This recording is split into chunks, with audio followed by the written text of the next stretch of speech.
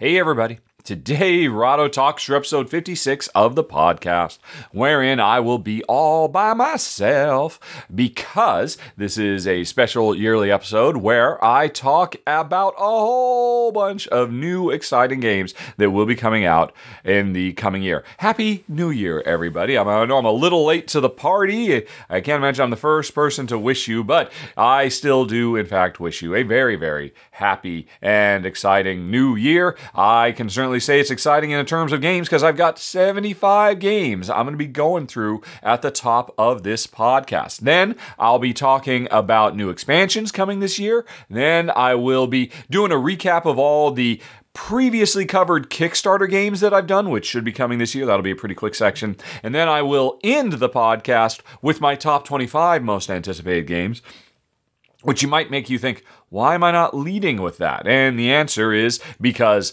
I already put that up on YouTube in video form a couple of weeks ago. So chances are you've already heard my top 25 most anticipated, but in case you haven't, I'll tack that on. I'll tack the audio from that video at the end of this podcast. And that's right, folks, because it's going to be all about 2020's games of interest. I will not be doing Q&A or top 10 revisits or anything like that.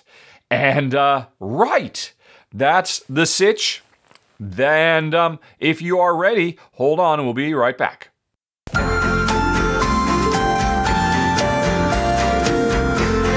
Okie dokie, are you comfortable? Are you ready for a very long list? Like I said, I checked. It is, in fact, 75 games, plus the 25 that'll be coming later. And this is not, by any means, a thorough and complete list. There are several other games that have caught my eye, but I just don't know enough about them to warrant making it into proper games of interest status. Plus, I am only going based on what games are actually listed on BoardGameGeek. If the publisher can't be bothered to announce to the world that a game is coming, like, say, Pandemic Legacy Season 3, or some of the Stefan Feld games that are in the queue. Looking at you, Strife and Manager. Well, I'm not going to bother talking about them. We can worry about that in the coming months. Maybe when I do my games of interest for Essen or Gen Con or something like that. Right now, today, as of, what is it? This is the 11th today. Man, I am way, way late. I should have done this weeks ago. I am only talking about stuff in the database, and I'll be doing this in alphabetical order. Just because. 75 games is too many games to count down. Right. Okay. So, let's start out with the Seventh Citadel, which is basically the sequel to the very popular, very well-loved Seventh Continent, which is cool news right there. But what is also interesting is this is not set on some mysterious island in Victorian era. This is a dark fantasy world that we will be exploring, presumably using mostly the same mechanisms of Seventh Continent, laying cards out that slowly builds up a map, and dealing with encounters and challenges and working cooperatively or playing solo to see if you can solve, I'm assuming, one of several different adventures. Since Seventh Continent came with a bunch, presumably this one will as well. The description on BoardGameGeek says it's actually inspired by the Fighting Fantasy book series, which I have to admit I've never read any of, but I guess those are basically choose-your-own-adventure style books that came out in England? Is that true? Anyway, Seventh Continent is fantastic, and we love high fantasy. I don't know what dark fantasy is, but definitely interested, particularly because, just like Seventh Continent before, this is a very long, epic game where the developers have gone out of their way to make it very easy to, quote, save your progress, just like a video game. So, Seventh Citadel should be pretty cool. And then we've got The Adventure of D, second edition. Now, I've heard about this a while ago, and I've been waiting for it for a long time. I actually covered the original Adventure of D years ago, and it's a super charming little fantasy adventure game that is pretty much just a deck of cards. And yet, from that deck of cards comes a very rich and fun little game. And the only problem with the original Adventure of D is, oh man, is it ugly.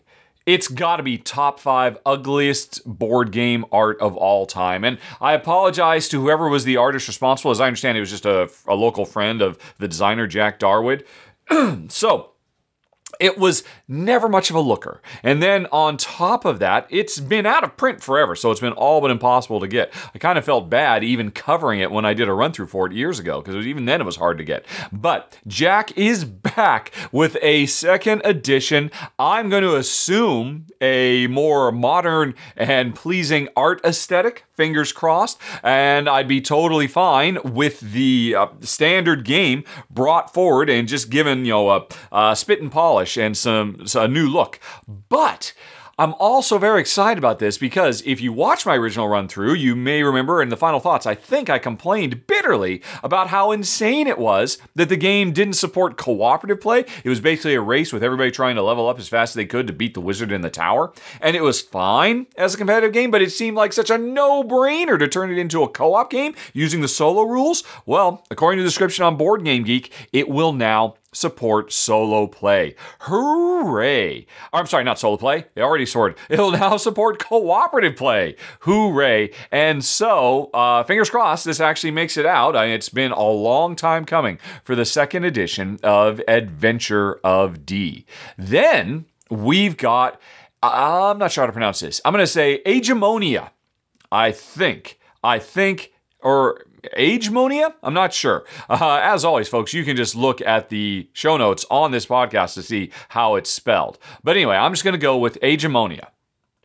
And so I have to admit with this one, I don't know much about it. I might be jumping the gun by putting it on this list. What really drew me to this fantasy cooperative dungeon crawl game is that it promises to give players a lot of challenging moral decisions in an expansive storyline. Okay. Why is that interesting to me? Well, because I worked on Fable. And, giving players challenging moral decisions is really intriguing to me. And so I hope they do it right, because this is something that most game developers always get wrong. Since most players tend to skew towards good, that means it's never particularly challenging to choose the good path unless you tempt people to the dark side and make all the cool loot and whatnot always be on that side of the fence. So if you want to get all the cool things, well, you gotta bend your morals a little bit. Fingers crossed the developers understand that that's how you make for interesting, challenging moral conundrums. Maybe they won't. Time will tell. The art looks nice. It's from a well-established publisher. I never know how to pronounce Loudpalette. So fingers crossed they pull this off. What was it? Agemonia. Right. Then we move on to Almanac, the Crystal Peaks. Now, I have already done a run-through for the first Almanac game from publisher Colossal and designer Scott Almes, Almanac, The Dragon Road. And the thing that is so cool about that game is it is a worker placement game with, I forget what, a dozen or two different unique worker placement boards, and every time you play the game, as you travel the Dragon Road, which comes in the form of an almanac, a big multi-page book with a bunch of boards on each page, you see the game evolve and throw all kinds of different worker placement challenges at you. And I thought the core game was wonderful.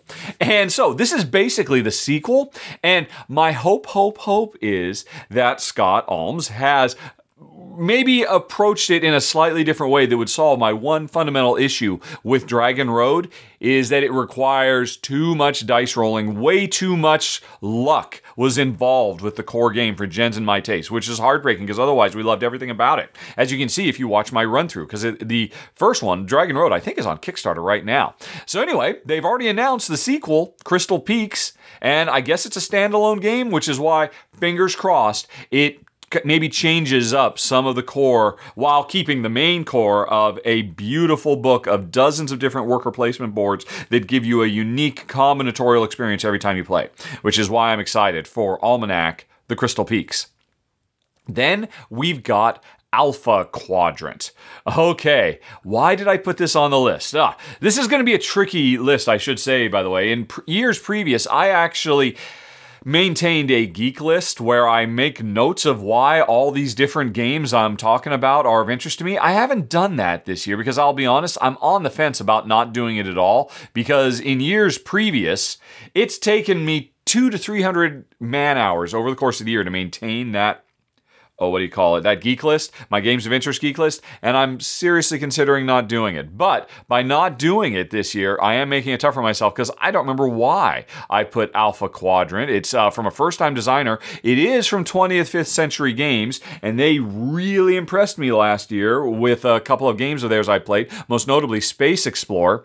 Let's just take a quick looky-loo. This is a science fiction space exploration game where we are interstellar merchant captains racing our small spacefaring trade vessels across a galaxy as we cleverly plan our course of the choice routes to reach the most valuable worlds while earning travel fees and vital navigation routes. Okay, yeah, that's pretty vague. I think probably the main reason I put this on the list is because I was so impressed by 25th Century's last game, Space Explorers, that Alpha Quadrant makes my list.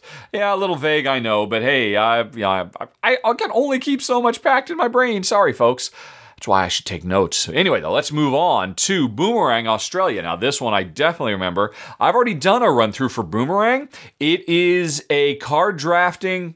It's a draft and write, because instead of rolling dice and then writing down all your results, you draft cards and then write down all your results. And you're trying to plan out the perfect vacation in Australia.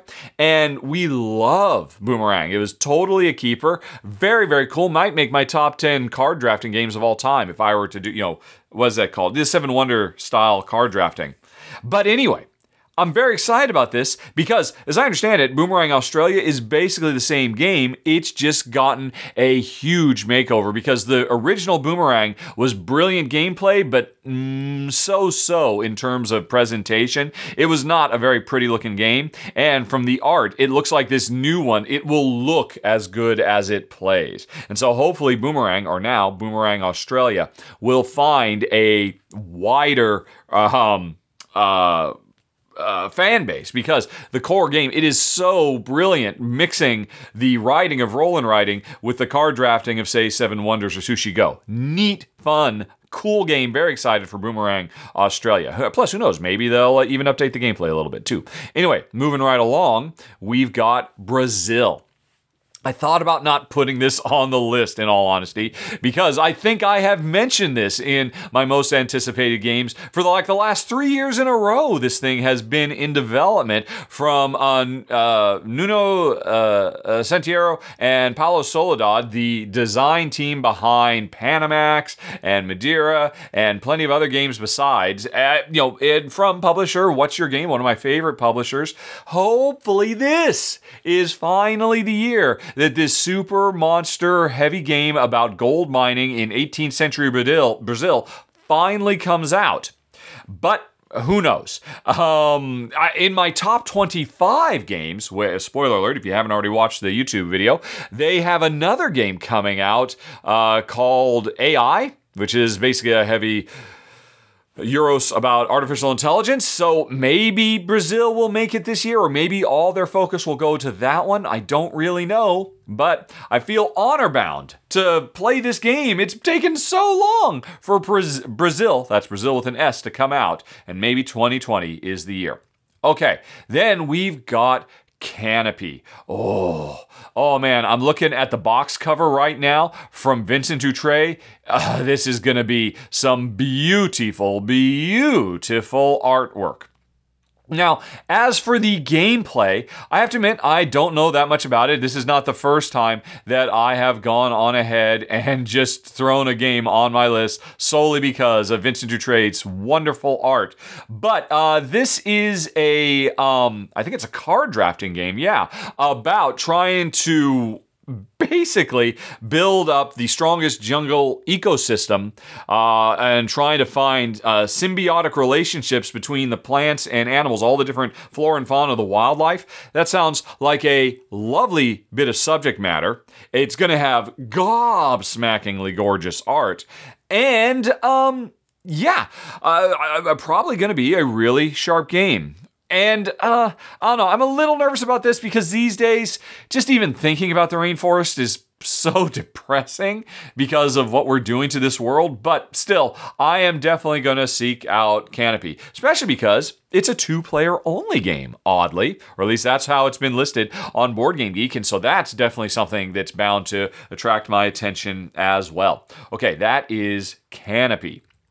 Then we've got Castle von Loghan, or Loghan. I'm just going to say Castle von Loghan. Right. And this is a cooperative adventure dungeon crawl game. And let's see, what was it about this one that drew me in? Let's see. Yeah, there's a very long description here. And I do recall thinking this description was terrible. I mean, it writes a short novel about this time travel fantasy adventure you go on. I don't care about any of this stuff. Let's see, what was it? That's right. I had to go and actually watch video interviews of the developers where they finally revealed what was cool about this is that it's got a combat system that reminds me a lot of the card play of Tainted Grail. That's what really drew me in. And you wouldn't know that. This is, oh man, I feel like I can't do an episode of this podcast without complaining at least once about how terrible board game developers are about writing evocative and eye-catching descriptions of their games. You wouldn't know it from reading the description of Castle von Loghan, but it might have a very, very cool combat system in this fantasy dungeon crawl time travel game. And it was the combat system that really drew me in, and what do you know? They say nothing about it. Okay, but still on my list. It impressed me at the time, a month ago when I was getting ready for this. So keep an eye out for Castle von Loghan. Okay, then we've got Chai. T42. And yeah, okay, Chai was actually a game that my wife and I played. Let me make sure I've got this right. I don't want to mix this up with a different game. There was a game, called Chai that I was originally going to cover a while ago, well over a year ago, I think, when it was on Kickstarter, because I was really intrigued by the core action selection or tile drafting mechanism for it. I thought it was very, very cool. And so I agreed to cover it. I got it. And when it arrived, Jen and I were so heartbroken because the core gameplay was really cool. A very clever kind of like sliding tile puzzle you used to get the ingredients you needed to make your chai tea, and Jen loves chai tea. But it was terribly implemented for 2. Just atrocious 2-player rules. I remember this. And, I'm always talking about how I say no to 9 out of every 10 games and that people ask me to cover. And then even still, occasionally, for the ones I say yes to, I will come across one that we think is so bad we just won't cover it because I like to cover things that are actually good. Chai was very clever, but it was terrible for 2. And so I told the publisher, hey, I don't know if you necessarily want me to cover your game because I'll just have more bad things to say than good things. Because the core gameplay here is great, but your implementation for 2 players was atrocious. And they said, okay, well, we'll pass. And I don't even know if they were successful with the original Chai. But fast forward to today, and I'm here talking to you about Chai T42, which, as I understand it, takes everything I loved about that game, but completely reworks a lot of the core structure of the game so that it will work well with 2 or 1 player. It now supports solo play as well. So I am very intrigued. I am really stoked to see if they pull this off because, man, the bones of something really special was there when Jen and I played Chai, and so I'm very interested in Chai T42. Then we've got Contact, which is a cooperative game about modern day astronomers scanning the heavens, trying to map out the starry sky and the universe around us. Although, as I understand this, a big part of it is trying to plot out spaceship a course. I'm not really quite sure, but mostly there's a mysterious signal coming from space. We're working cooperatively to try to figure it out, and that subject matter right there is very intriguing to me. That is enough to get me on board for Contact. The developer himself, I know he's done a couple of little games here or there, but most notably, he was the designer of the game, which I've never played, but I've heard nothing but good things about over the year. So yeah, that's what it was. It was the subject matter plus. This is from the designer of the game, Stefan Bendorf. So those two things combined get me interested in the potential for Contact, even if the developers couldn't be bothered to put anything useful or interesting on the Kickstarter or on the Board Game Geek page. Okay, I'm going to stop complaining about that. I'm a broken record. Let's move on to the next one, which is Coraline, Beware the Other Mother. And I think Coraline, Coraline, I guess, is a popular series of kids' books about a young girl named Coraline, I think. And I think it had a animated, claymation style movie a few years ago that Jen and I enjoyed, I think. I'm pretty sure that's the case. Or maybe it's based on a cartoon series. I don't know. The reason I put Coraline, Beware the Other Mother on my list is because it is coming from designer Andrew Parks. And anything he does, I am definitely wanting to check out because he is definitely a really world-class designer that really is working under the radar. Most people don't really follow him, but I definitely do. So anytime he's working on something, even if it is a thematic tie-in to a book or a TV show or whatever it is, I am definitely there. It's a cooperative game. The art looks really nice. I guess I'm almost positive I've seen a Coraline movie, and even still, I know nothing about the storyline. I'm just here for the Andrew Parks gameplay. Fingers crossed it delivers with Coraline, Beware the Other Mother. Then we've got Dead Reckoning. This is another one that I hemmed and hawed about putting it on the list or not.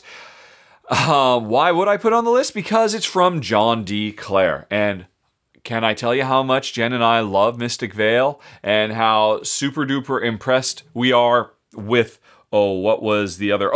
Edge of Darkness. And and a lot of people really love Space Base as well. John D. Clare has definitely established himself as a powerhouse designer. He's just really knocking out of the park over and over and over again. And Dead Reckoning is him. It looks like kind of branching out and not relying on... No. It is still a card crafting game. I was about to say he isn't doing the card crafting, but I think maybe it is. You card craft your crew of your pirate ship that you are going to sail the Spanish Main and plunder with. So, okay, I love this card crafting games. So I'm definitely interested in it for that reason.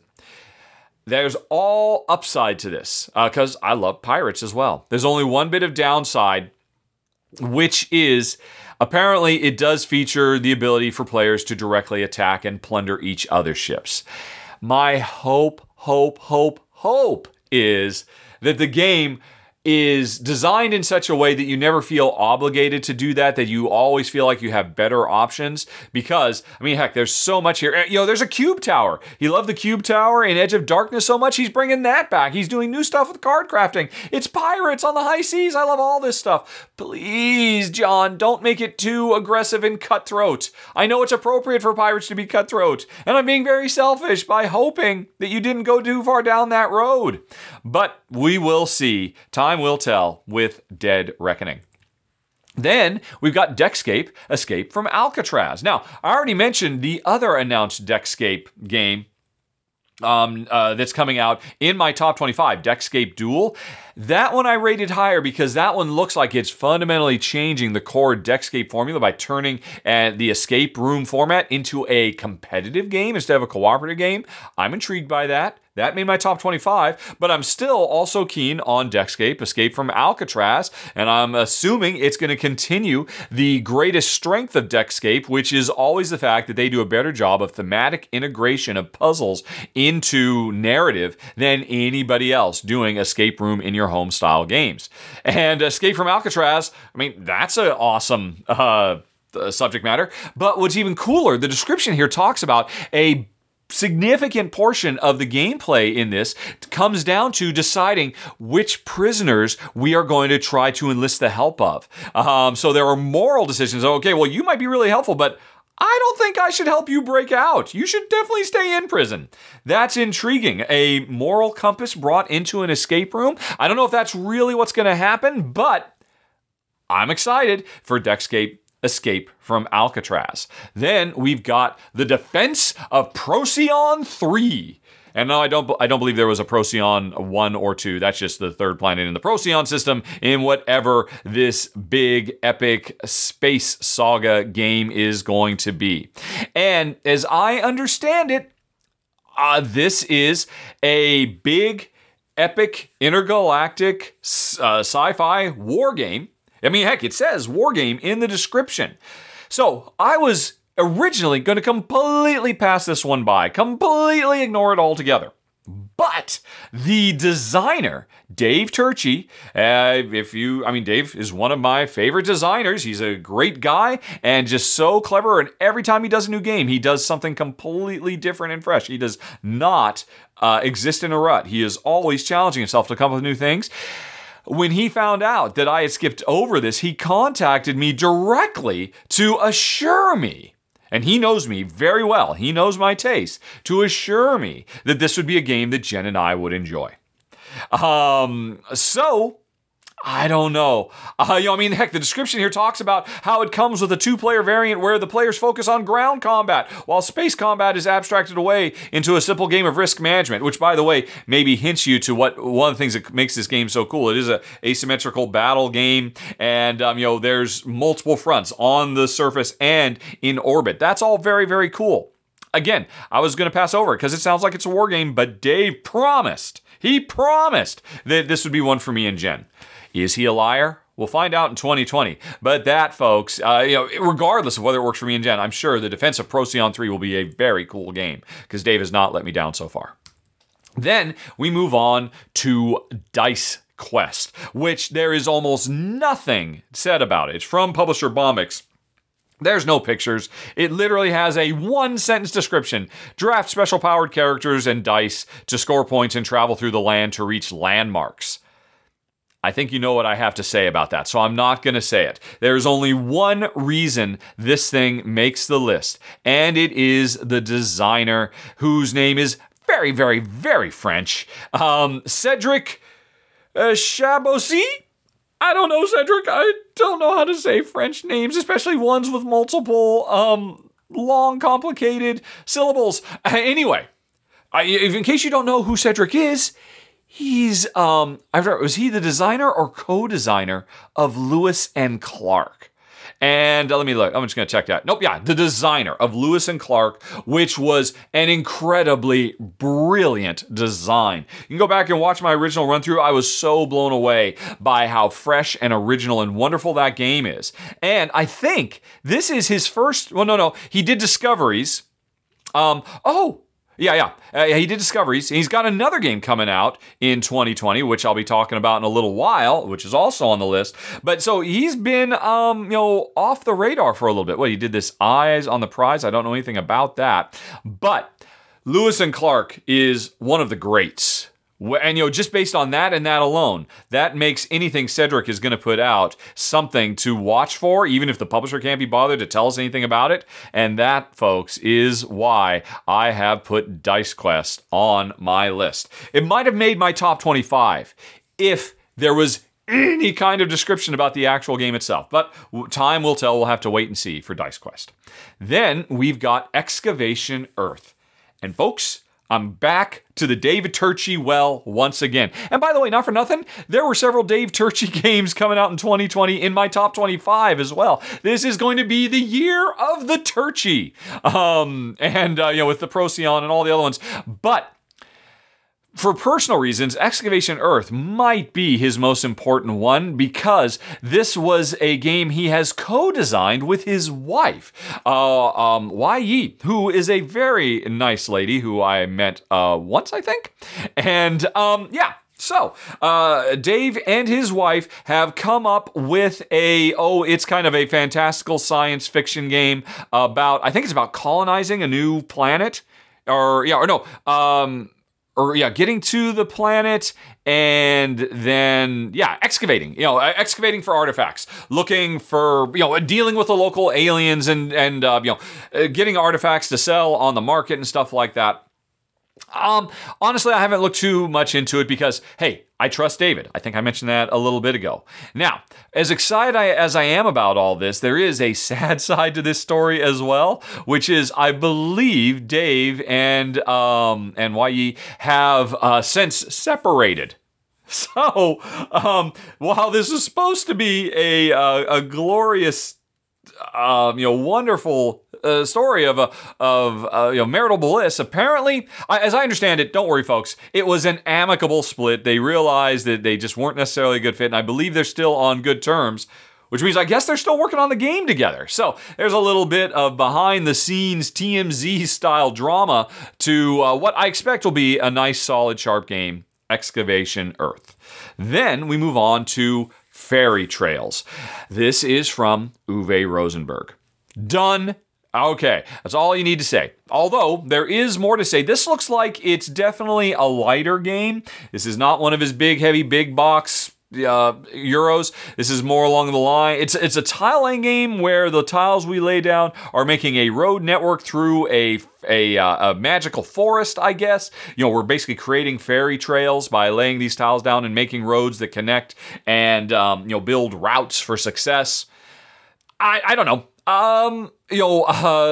Uwe used to be my favorite designer. He's really been kind of up and down. I mean, not that his designs haven't been good, but they just haven't really been for Jen and me so much. But the most recent game we played late last year, Robin of Locksley, was so fantastic that, Uwe is definitely on an upswing for me. And so Fairy Trails is one I'll be looking for as well. And fingers crossed, it is, if it's even half as good as Robin of Locksley, it's definitely something to seek out. Fairy Trails.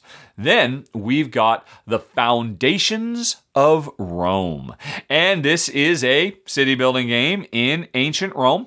And I'll be honest, the main thing that attracted me to this is it looks like this game is going to come with a boatload of gorgeous looking plastic miniature buildings to represent the amphitheater and the stadiums and all the, the forums and all the different things that we can build up as we are building up ancient Rome. And they look really, really cool. I'm looking at some of the pictures right now. It looks like this game is going to have a very striking table presence. Now, some people might be intrigued by this because it is from Emerson Matsuuchi, who has definitely established himself as a very super successful designer over the last few years. I mean, with the Century games, Spectre Ops, Jen and I, we've some of his designs have worked for us, some of them haven't, but I thought they were all very good. Reef. We really liked Reef quite a bit. So this is one of two games he's got coming out this year. I'll talk about another one a little bit later, since we're in alphabetical order. But mainly, like I said, he is definitely a good designer. I've been impressed by his designs. And again, I cannot stress just how cool looking the components for this game is going to be for Foundations of Rome. Then we've got, I feel like I've been waiting for this one forever, Fresco, the card and dice game, which is very strange because I believe in years past, Publisher Queen has promised us Fresco, the card game. And have they ever promised us Fresco, the dice game? And anyway, these have been designs that have been rattling around for forever, since the original Fresco came out. Gosh, almost a decade ago. But I mean, this is the first time that they've said, it's the card and dice game. So I don't know. That makes me feel anyway like maybe things are finally coming into focus and maybe they just really struggled to make it only a card game or only a dice game. It sounds like it's got Yahtzee-style mechanisms. Fresco is still one of Jen's and my favorite games of all time. So, any new Fresco is worth seeking out. And, so, fingers crossed, we finally get it this year. Fresco, the card, and dice game. Then, continuing with our Fs, we've got Frosthaven. And I should say, folks, some of the games that are on this list are not really 2020 games, because Frosthaven, it says right here, it's not going to come out till 2021, but it is going to be on Kickstarter in 2020 and in March, I believe. And so that means there's going to be a lot of excitement, a lot of enthusiasm. I'm super stoked to see what we get with the first true sequel to Gloomhaven. Not kind of an expansion or, kind of a retweaking, which is, there's some other stuff coming for Gloomhaven that actually is coming out this year. I'll talk about that in a little bit when we get to the G's, but Frosthaven is going on Kickstarter. I don't need to know anything. Gloomhaven is still my number 3 greatest game of all time. And I can only assume Isaac will have learned a lot of lessons and really honed his craft, and presumably Frosthaven will be even better. So, obviously, I am super duper excited. I imagine this is going to probably be my number 1 most anticipated game for 2021, a year from now, when I'm making this list, and it's actually going to come out. Fingers crossed he reaches out, because, hey, I'd just like to cover it when it's on Kickstarter. Not that he needs me. It's going to be a monster mega hit. But anyway, folks, Frosthaven is coming. But that's not all, because next we have the game Quick and Easy. And remember, I was just talking about this a little bit ago. Designer Stefan Bendorf, the game, when it came out a few years ago, was a very abstract, cooperative card game that the Mind from Wolfgang Warsch a few years later really kind of borrowed a lot of the same ideas but made it a real-time game. But I understand the game is fantastic. Never played it, but a new version of it, the game Quick and Easy, is coming out that seems like it's really going to take things to an 11. So, maybe this is going to be my chance to finally check out the game. Considering how much we loved The Mind, I am definitely keen on giving it a go. So, good luck, Stefan. Hopefully, this is going to be a good year for you with your 2 games that are coming out. The game Quick and Easy. Then, we've got, hey, did I mention this before? Gloomhaven, Jaws of the Lion.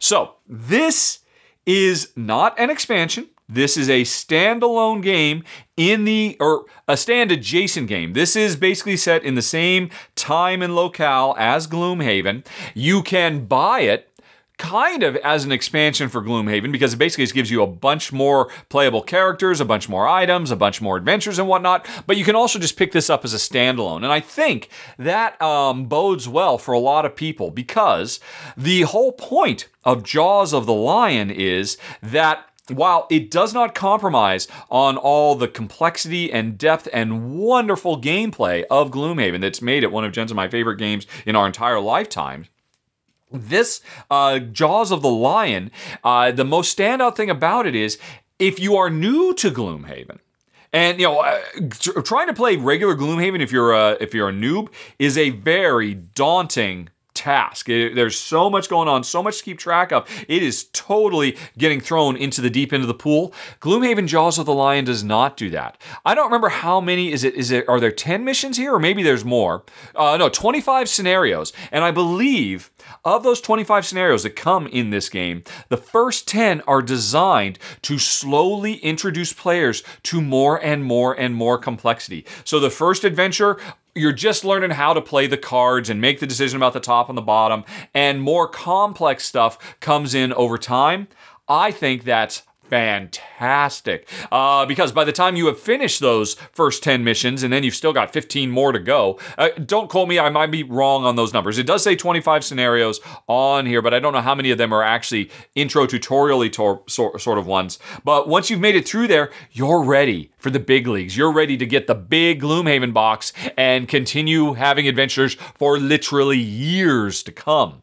And so I think that's wonderful that the Gloomhaven love will be able to spread farther and wider than ever before with this game that is not going to be on Kickstarter. It's going direct to retail, as I understand it, and I'm excited for it. Gloomhaven Jaws of the Lion. Although I still haven't finished the storyline. We're only 3 away, and I haven't even touched the expansion yet. So much Gloomhaven goodness. 2020 is going to be a good year for Gloomhaven fanatics. Alrighty, but then let's move on to The Great Wall from publisher Awaken Realms. And man, these guys have been on fire for the last few years. what with this War of Mine and Nemesis and Lords of Hellas, and then Tainted Grail just came out. Everybody's loving that. And Aetherfields is going to be coming out soon. I mean, these guys can do no wrong. And it seems like the Great Wall is going to be their next big, super extravagant, minis-heavy game that fuses Ameritrash-style trappings with Euro-style gameplay mechanisms. And I'm super excited about because it seems like this one is less adventuresome and more Euro-y, more about economics of building up the defense, building up the Great Wall to hold off hordes and hordes of invaders that are coming to tear everything down.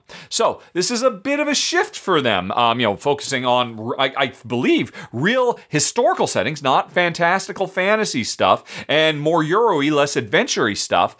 And as I understand, I believe this was a monster, or maybe it's even still running on Kickstarter right now, a big monster game.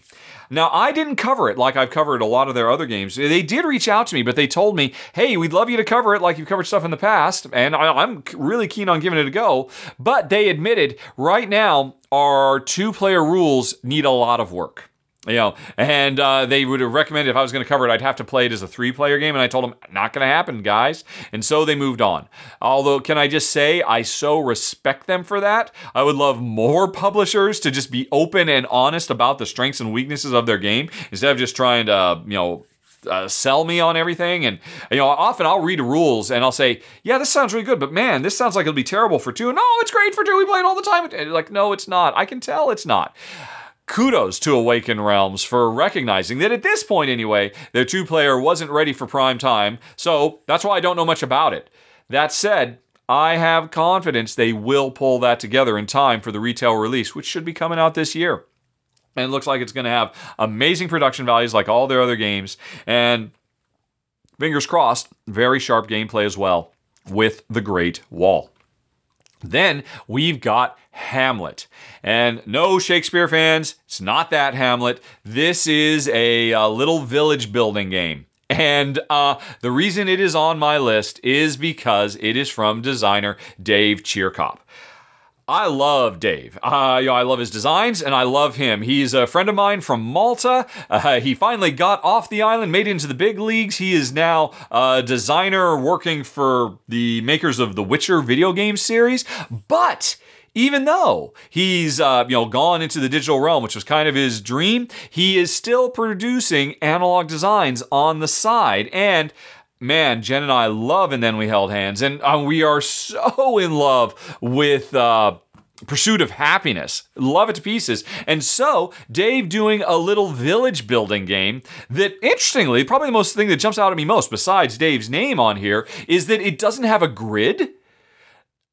I like that a lot. I love the idea of, we're off the grid. This is an analog game. This is more about just snapping things together and not making, that could be very, very cool. But I'll be honest, if Dave's there, as long as it's not a game with lots of attacking and killing, or aggression between players, Jen and I definitely want to seek it out. I mean, full disclosure, he's a friend of mine, like Dave Turchi and a few other designers. So, maybe that makes me a little bit biased. If so, c'est la vie, I am still very excited for whatever Dave's coming up with, and it sounds like Hamlet should be delightful. Okay, then we've got The Hobbit, An Unexpected Party.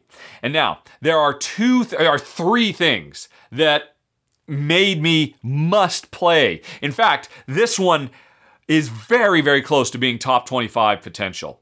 The only thing that kept it from that is it's from the description of the gameplay, it sounds like it might be a little bit on the light side, might be more kind of a family gateway style game. Whereas anything that's Lord of the Rings, I would definitely prefer it to be bigger and heavier. That's what Jen and I go for. But hey, it's The Hobbit. That's supposed to be for families and kids, right? But why am I jumping around? So thing number 1, it's The Hobbit. And the gameplay is really focusing on the literal unexpected party that happens at the beginning of the novel where all the dwarves show up and Bilbo is just trying to deal with that. Smack the plates. That's what Bilbo Baggins hates. So carefully with the plates. So I'm intrigued and charmed by the subject matter. Sure, of course. I definitely want to check it out for that reason. And while I'm worried it might be a little bit too light for us, I'd be in.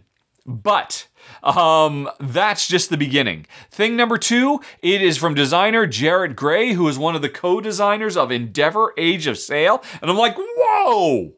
That's a pretty big deal. Endeavor is phenomenal. And let's see, I think there's something else as well. No, it's just mostly, so up till now, he's been working on Endeavor, an Age of Sail and the Age of Expansion that came out. So this is his first, breaking out from that and trying something new. So I'm keen on it for that reason, because we love Endeavor. But both of those things actually kind of pale in comparison to the third thing that makes Hobbit an Unexpected Party interesting. It's from Weta Workshop, the New Zealand movie special effects house that did all of the CGI for the Lord of the Rings and Hobbit movies and lots of other stuff nowadays. And that's like, whoa, what the heck is that about? Weta is surely not known for their board game chops. And so this very much reminds me of, Mechs vs. Minions. A video game developer decides, yeah, we can make a board game, and they end up making one of the best board games of the year. So, hey, why not have a movie effects house do it too? I don't know if this means that they will be using actual, stills or whatnot from the movies, because, ironically, there's no pictures. No pictures. Why is that? This is definitely something that I would want to know more about, but that's just a crazy 1, 2, 3 combo. Cool subject matter, cool designer, and a really outside of the box developer. Weta developer. Now, unfortunately, like I said, I didn't quite make it to top 20. One, I'm worried it might be a bit too light. That's okay. I still want to check it out anyway. But the other thing is, apparently this was playable at Essen. They had a playable prototype, and nobody's talking about it. Nobody who played it at Essen has said word one. So that makes me worry a little bit. I just don't know what to think. This is so crazy. Yeah, definitely Hobbit, The Unexpected Party, is certainly something that deserves some investigation and eyeballs when it comes out. Time will tell, though. Anyway, though, that was Hobbit, An Unexpected Party. Then we move on to Holi, Festival of Colors. And this is not the first time, nor will it be the last time, that I am marking a game as must check out because of the gobsmackingly wonderful art of Vincent Dutray. And I am looking at the box cover. This box cover, this game basically is about those festivals where where the festival goers just douse themselves and each other in colorful powders. And so, everybody just becomes like a living, walking, beautiful canvas work of art. I've always thought that looks really cool when I've seen news stories and whatnot about it. So now it's a full game where apparently we're spreading the powder around and it's kind of an area control sort of puzzly thing. I don't really know. And I think this is a first-time designer as well. Giulio Nazario, is that right? Oh, he did one other game. No, he's got another game coming this year called Haunted, which for whatever reason didn't quite draw me in enough. But so it's basically a first-time designer with a cool theme, and probably going to be one of the most beautiful games of the year. Probably, if this box cover art is anything to go by. I can't tell you enough, folks. If you saw it, it is one of the most striking box covers I've ever seen. It just looks amazing, and it makes you want to learn more about this game, and that's why Holi, Festival of Colors, is on the list. But as we move along, we then come to Imperial Century. And this looks like, I hypothesized earlier that maybe publisher What's Your Game will get Brasil out this year. Maybe not. I don't know. But more importantly, I suspect Imperial Century will be coming out this year. This is probably going to be their big, heavy box game of the year. They didn't really have one last year. They did some lighter expansion stuff and whatnot. So I am very keen on... Oh, yeah, What's Your Game? They have proven themselves time and time and time again to be the high watermark in the board game industry for rich, deep, deceptively simple, and yet, lose your mind depth Euros. And so anytime they're going to do something new, I am there. There's no art for this yet. I assume it'll probably look a lot like most of their games. It has to do with colonialism in 1815, I guess. Because it is the Imperial century, as we are trying to spread our tendrils out to India, Canada, and Australia. Interesting, I was just talking about Endeavor a little bit ago. Sounds like maybe it covers the same realm there. Although we ourselves are based in England, pulling the strings and subjugating the world and whatnot. So no doubt there will probably be some animus thrown their way. Hopefully they will be able to handle the sensitive subject matter in a tasteful way that is educational and illuminating as much as it is engaging and fun. But yeah, Imperial Century, I'm totally there. What's your game? They have not really steered me wrong in the past, so I'm excited. Okay, then we've got Imperium. And folks, Dave Turczi is not done yet. It's the Turczi-verse. It's the Turczi century, I guess. Although he's co-designing this one with, somebody I'm not familiar with, Nigel Buckle, who has done a couple of games, Celtic Quest and Omega Centauri. I've not seen either of those games, so I don't know Nigel, but I do know Dave. And so, yeah, I am interested in this one. And I know I've looked at... that's right. Yeah, this one, it was on Kickstarter, wasn't it? And it failed. Yeah, that's right. And I remember looking at the time and thinking, wow, that looks really good. And of course it looks good because it's got art from my favorite board. I keep talking about how wonderful Vincent Dutray is, but he's still my number 2. The Miko is my number 1 artist, and this looks like it's full to the brim of stunning art from the man.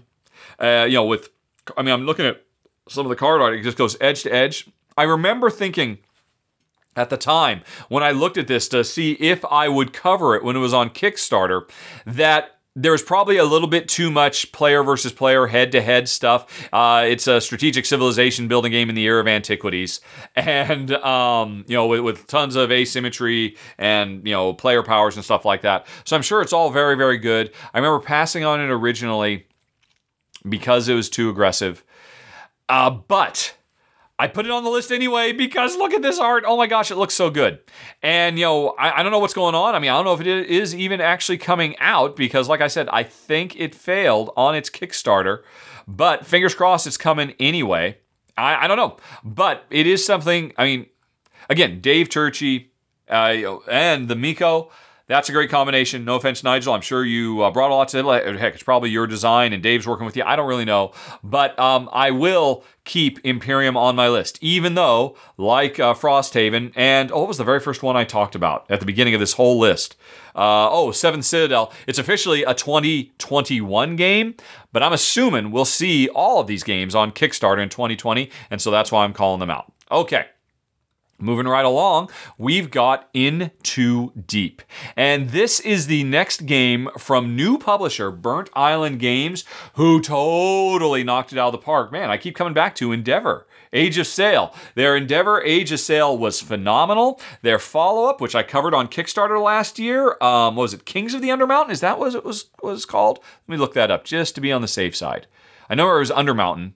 Was it? No, In the Hall of the Mountain King. There was no Undermountain. In the Hall of the Mountain King was also a very sharp game that is now finally getting Kickstarter backers. So it seems like they've got it down. They've mastered the art of kickstarting games and then making sure people actually ultimately get them. So it's something you can trust. And so their third big game, which is coming from, Josh Capel, who did the excellent Wreck Raiders. I really like that one quite a bit. And, and who's the other one? Daryl Chow, who I guess got a fair bit of attention with the Artemis project, although I have not played that one. So anyway, a couple of up-and-coming designers, a really up-and-coming publisher, and a very, very cool subject matter. This game basically looks like Blade Runner, the board game. It's 2087. We're cops, trying to take down criminal syndicates that run the city. And, it's got an incredibly gorgeous piece of cover art.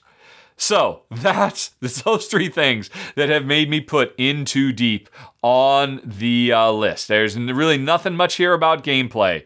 It's pick up and deliver, set collection, hand management. There's kind of spies, secret agency type stuff going on.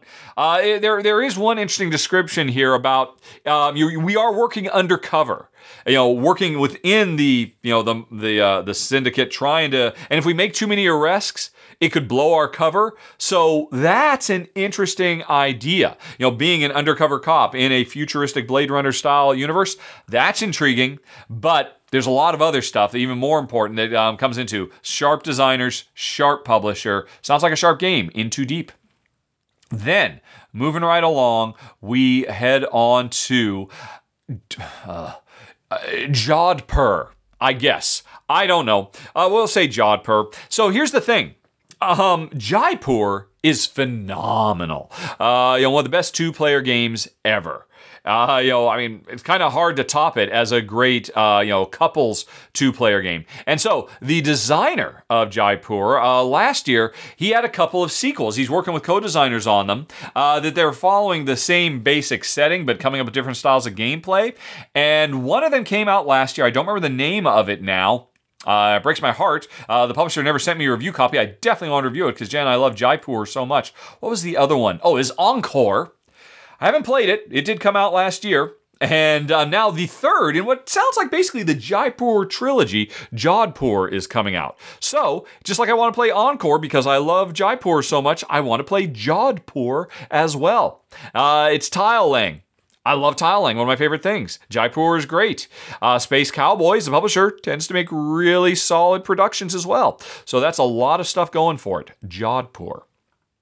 Then we have got, moving right along, Kanban EV. What does the EV stand for? Environment, I think? Electric vehicles. Kanban is fantastic. Is it my second favorite game from Vita Lasarda? Maybe. That's a tough one. I mean, all his games are fantastic, and we really, really, really loved Kanban a lot. A game all about auto manufacturing, managing the production line and the design of cars and test driving them, all that really sharp. Maybe. No. I was going to say maybe his most complex game, or his heaviest game. It might be his most complex game, but it's not his heaviest game. And it really tickled our fancy. It's interesting, a special edition came out last year, but this new one, Kanban EV, is effectively the sequel because, one, it switched publishers, it switched artists, and while I expect probably the core gameplay is still the same, I have no reason to expect I don't know that for certain, other than in fact it says it's the Kanban Driver's Edition is being re-implemented here, with the focus changing to electric vehicles. Well, I think that has the potential to really enhance the gameplay. It talks about AI getting worked into the production chain of these cars and having to worry. In the original game, we worried about it's the car's looks and the performance and stuff like that. But now we have to pay attention to the green potential of the cars we're making. That is very, very cool with recycling coming into play and whatnot. So I'm super excited about this. All honesty, this is another one that I thought seriously, very seriously about putting in the top 25. And the only reason I didn't is because, I have played Kanban. And if this is still 90% regular Kanban, then it probably wouldn't make it because it's a bit harder to be excited about something that I'm really familiar with. And so I might eat those words later when more information comes out and it turns out, this is only 60% original Kanban and it's 40% new stuff. And if that's the case, then I apologize to Vital and Eagle Griffin Games and Eno Tool, the artist, because, this sounds really exciting. Considering how much change, now that I think about this more, CO2 got a big, lavish and it changed so much it became a cooperative game. I probably should have put this in my top 25. Now, the more I think about it, the more I am full of regret, but I can't go back in time. So, suffice to say, folks, Kanban EV, I'm sure will be very, very exciting. Very, very cool. Probably a top 10. I should have made it a top 10. I'm embarrassed now. But let's move on to the Lands of Galzyr. Galzyr. Galzyr? I'm going to go with Galzyr. Okay, here's the deal. This is from designer, artist, publisher Sammy Laxo.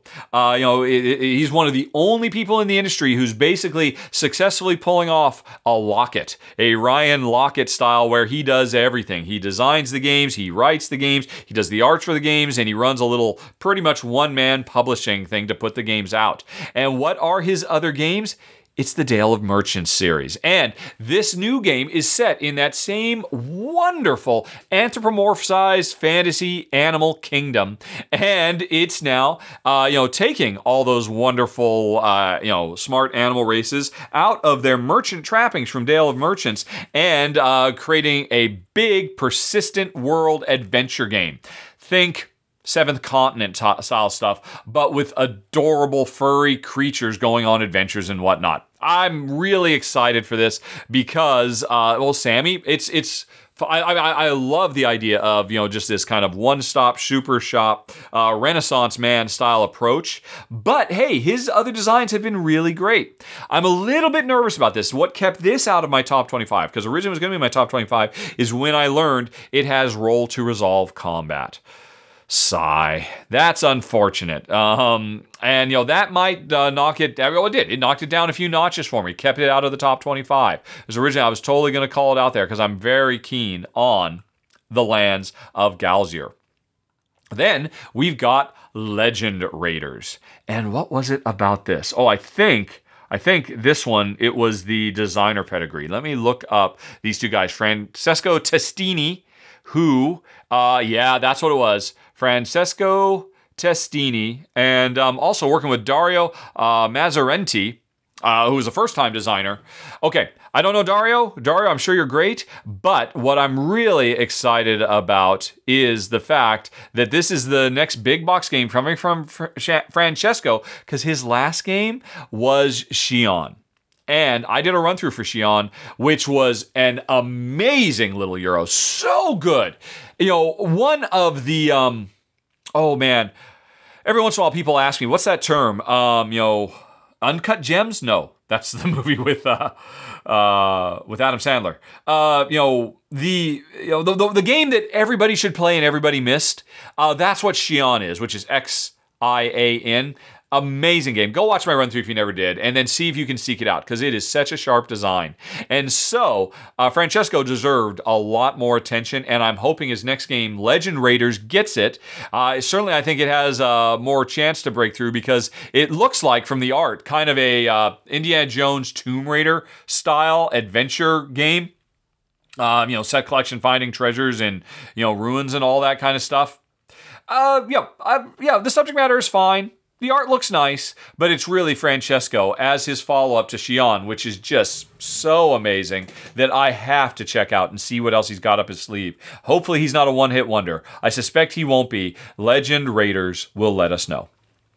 Then we've got Lost Atlantis, and oh, folks, it's more Vincent Dutrait art. Vincent Dutrait tackling the sunken city of Atlantis means lots of bluer than blue that looks absolutely gorgeous from just the box cover alone.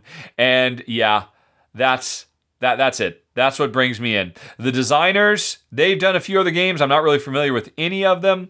And let's see, the publisher, Alderac Entertainment, if this is part of Alderac's new leaf that they turned over last year, where they said, okay, we're going to put out fewer games and focus on higher quality. So far that's proven to be pretty successful, so I expect good things, but mostly, it's the Vincent Dutrait art. But because I couldn't go by the description, here's the entire description on BoardGameGeek. Lost Atlantis is described by the publisher as a 3X game under the sea. Okay, I don't know. Hopefully they got rid of the correct X, the exterminate part, and hopefully the gameplay will live up to the art, but the art's going to be amazing for Lost Atlantis. Then, this would have been my top 5, most anticipated. But again, I remember I did my top 25 like 2 weeks ago, and it's only last week that Mariposas was announced. And why am I so excited about this? Well, it's from Alderac again, but more importantly, it's from Elizabeth Hargrave, and this is her follow-up to the Kennerspiel winning Wingspan. And Wingspan, has become a monster hit with good reason. It is such a wonderful engine building game. So charming. I wouldn't have thought I would have cared about those birds at all because I have no interest, but she made such an amazing engine building game that I fell in love with the birds because the gameplay is so great. Now she's making a game about the migratory patterns of monarch butterflies, which I must admit, again, I have zero interest in. But considering how she made me a bird convert, I'm fully expecting Elizabeth is going to make me a butterfly convert now, as we try to ensure the thriving survival of these butterflies flying from Mexico to North America and back. I don't know what's going to be. Don't need to know. You had me at Elizabeth Hargrave, or I should say Kennerspiel winning Elizabeth Hargrave, and that's why Mariposas would have been in my top 5, except it was announced too late. So the best it can do is be in my top 100 most anticipated games. But suffice to say, it would rank very high. Mariposas. Then we've got Marvel Splendor. And I'll be honest, I think I talked about this. Yeah, I did a run through for Splendor, which of course is a super monster successful engine building hit that just fell flat for me and Jen. We thought it was fine, but it was so abstract, and there were engine building games we'd rather play. And, they might as well not have even put a theme in the original because it didn't make any sense. I have no idea if changing this core gameplay with the wonderful poker chips and all that, but putting it in the Marvel universe of comic book heroes and villains will make the game any more engaging. But I'm willing to find out because I love Marvel, as longtime fans of the show know. So, yeah, I don't know if the core gameplay changes or not. Like I said, Splendor was fine. It was a good engine builder, but just completely unengaging setting. It's going to have an amazing setting now, and maybe that's going to be enough. So, yeah, I'm definitely keen to try out Marvel Splendor, no doubt. Then, we've got Medici, the dice game, with more amazing art from Vincent Dutrait. But that actually, in this case, that doesn't matter. The reason this is on the list, and again, I was originally going to put this in my top 25. This would be in the top 30. It just fell short. This is a roll and write game from Reiner Knizia.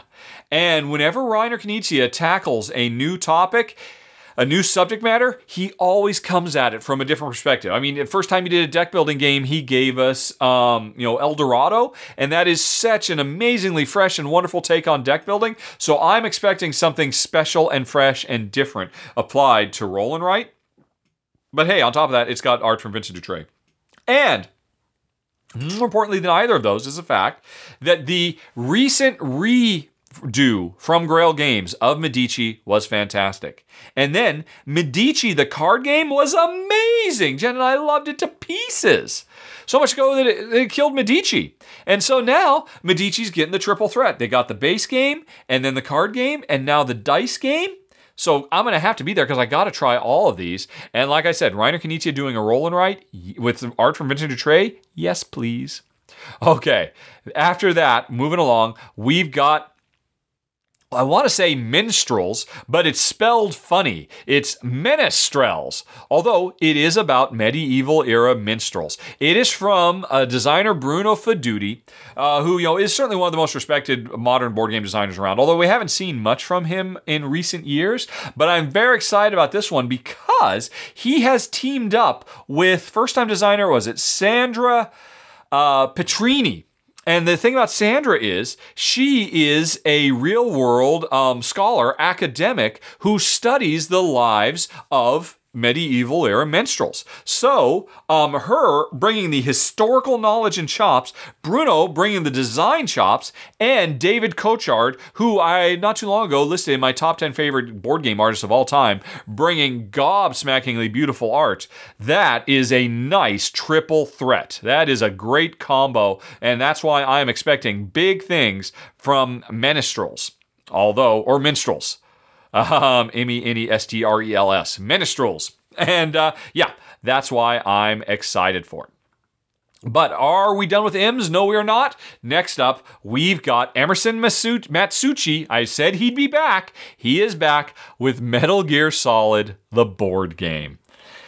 Oh, and I went back and forth on including this because I have a very special and personal history with Metal Gear Solid in that it almost destroyed me as a creative person, but that's a story for another day. I used to be a video game designer, and Siphon Filter was, hardly, doesn't matter here and there. Long story short, that is not why I'm putting my past aside. My past with Metal Gear Solid makes me kind of be adverse to it, And, like I said earlier, Emerson, I think his designs have been really nice. I've been very impressed by them, so he's drawing me in. But what really is intriguing about this is the idea that this is a cooperative stealth game. We've had several stealth games over the years, including Emerson producing Spectre Ops, which up till now, everybody considered, it's Metal Gear Solid, the board game. Except it's not. Because Metal Gear Solid, the board game, is actually Metal Gear Solid, the board game. And it's fully cooperative. Players are working together in a very sandboxy way to try to avoid automated guards who are patrolling the area. And I gotta say, that sounds really intriguing. Because if I can put my personal disdain, because of my history with Metal Gear Solid aside, I think that is a very rich wellspring of gameplay ideas. I can imagine some very clever stuff. The game promises in the description highly dynamic AI systems and sandbox gameplay, meaning there's dozens. It's more about your personal creativity for how to sneak past these guards rather than just, using special abilities or whatnot.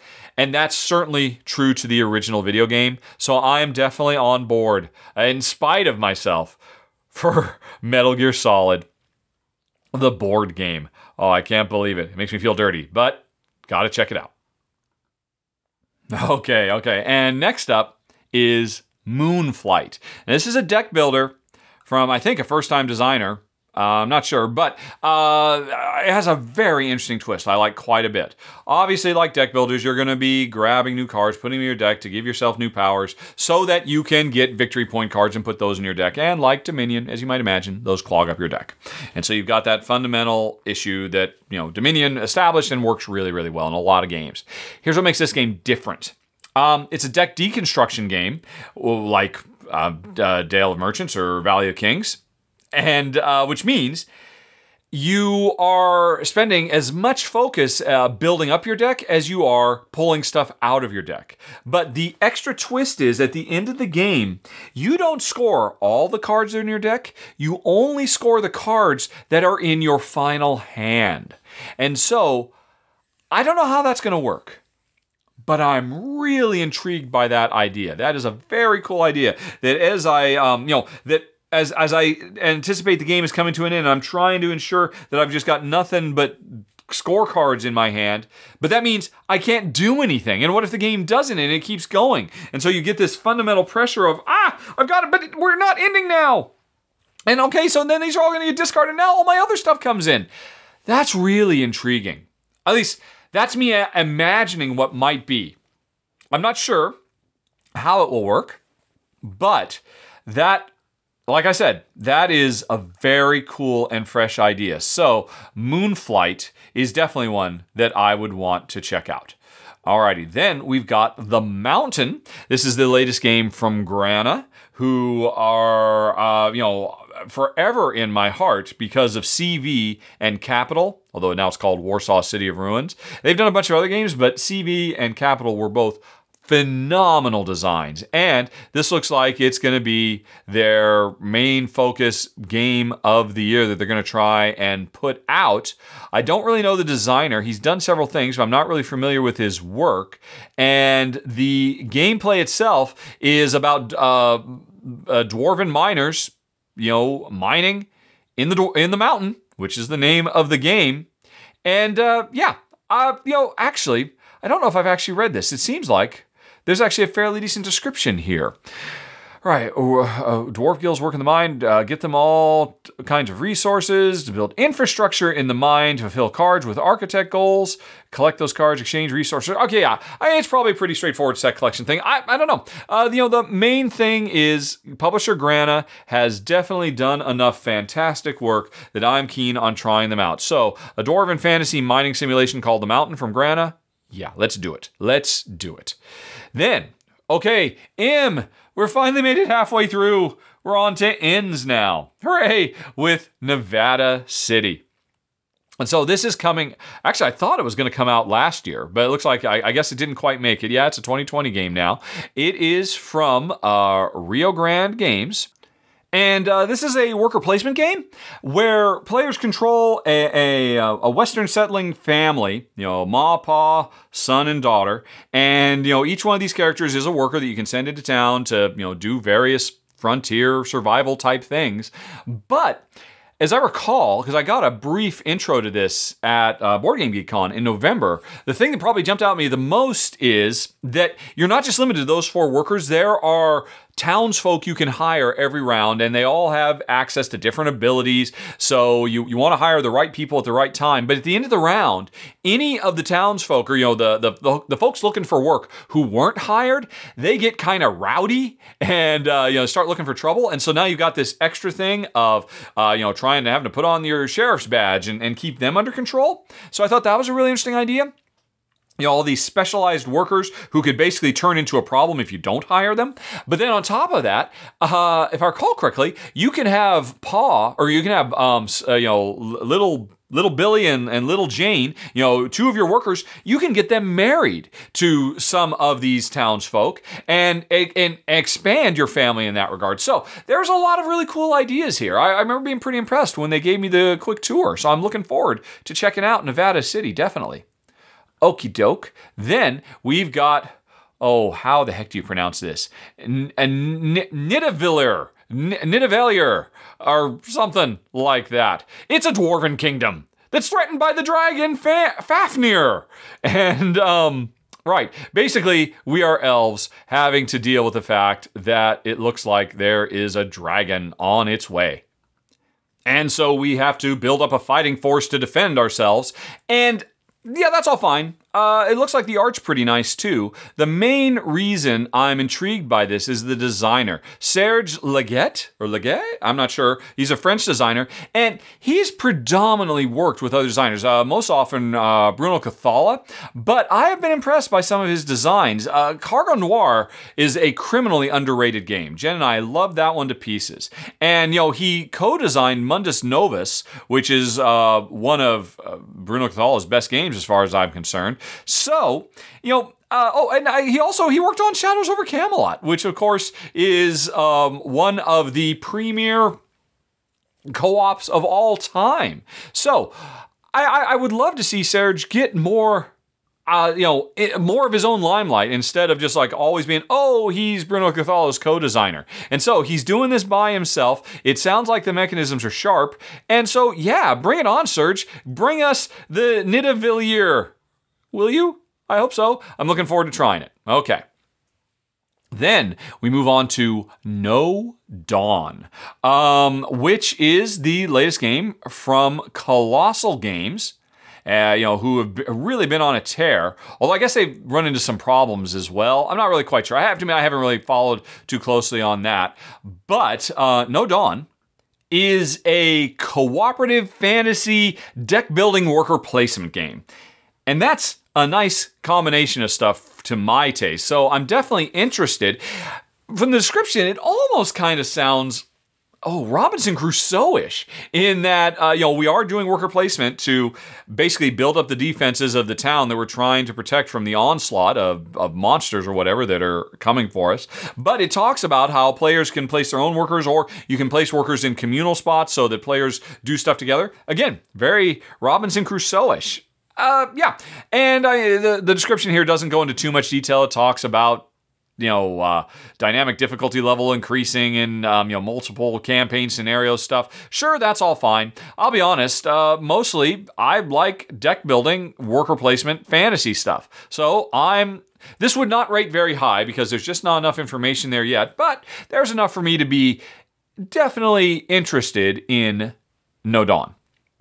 Then we move on to Oath, Chronicles of Empire and Exile. And this is the latest game from Leader Games, Cole Worley. I think that's his name. And if those don't sound familiar to you, his games should, because this is the designer of Root and before that, vast.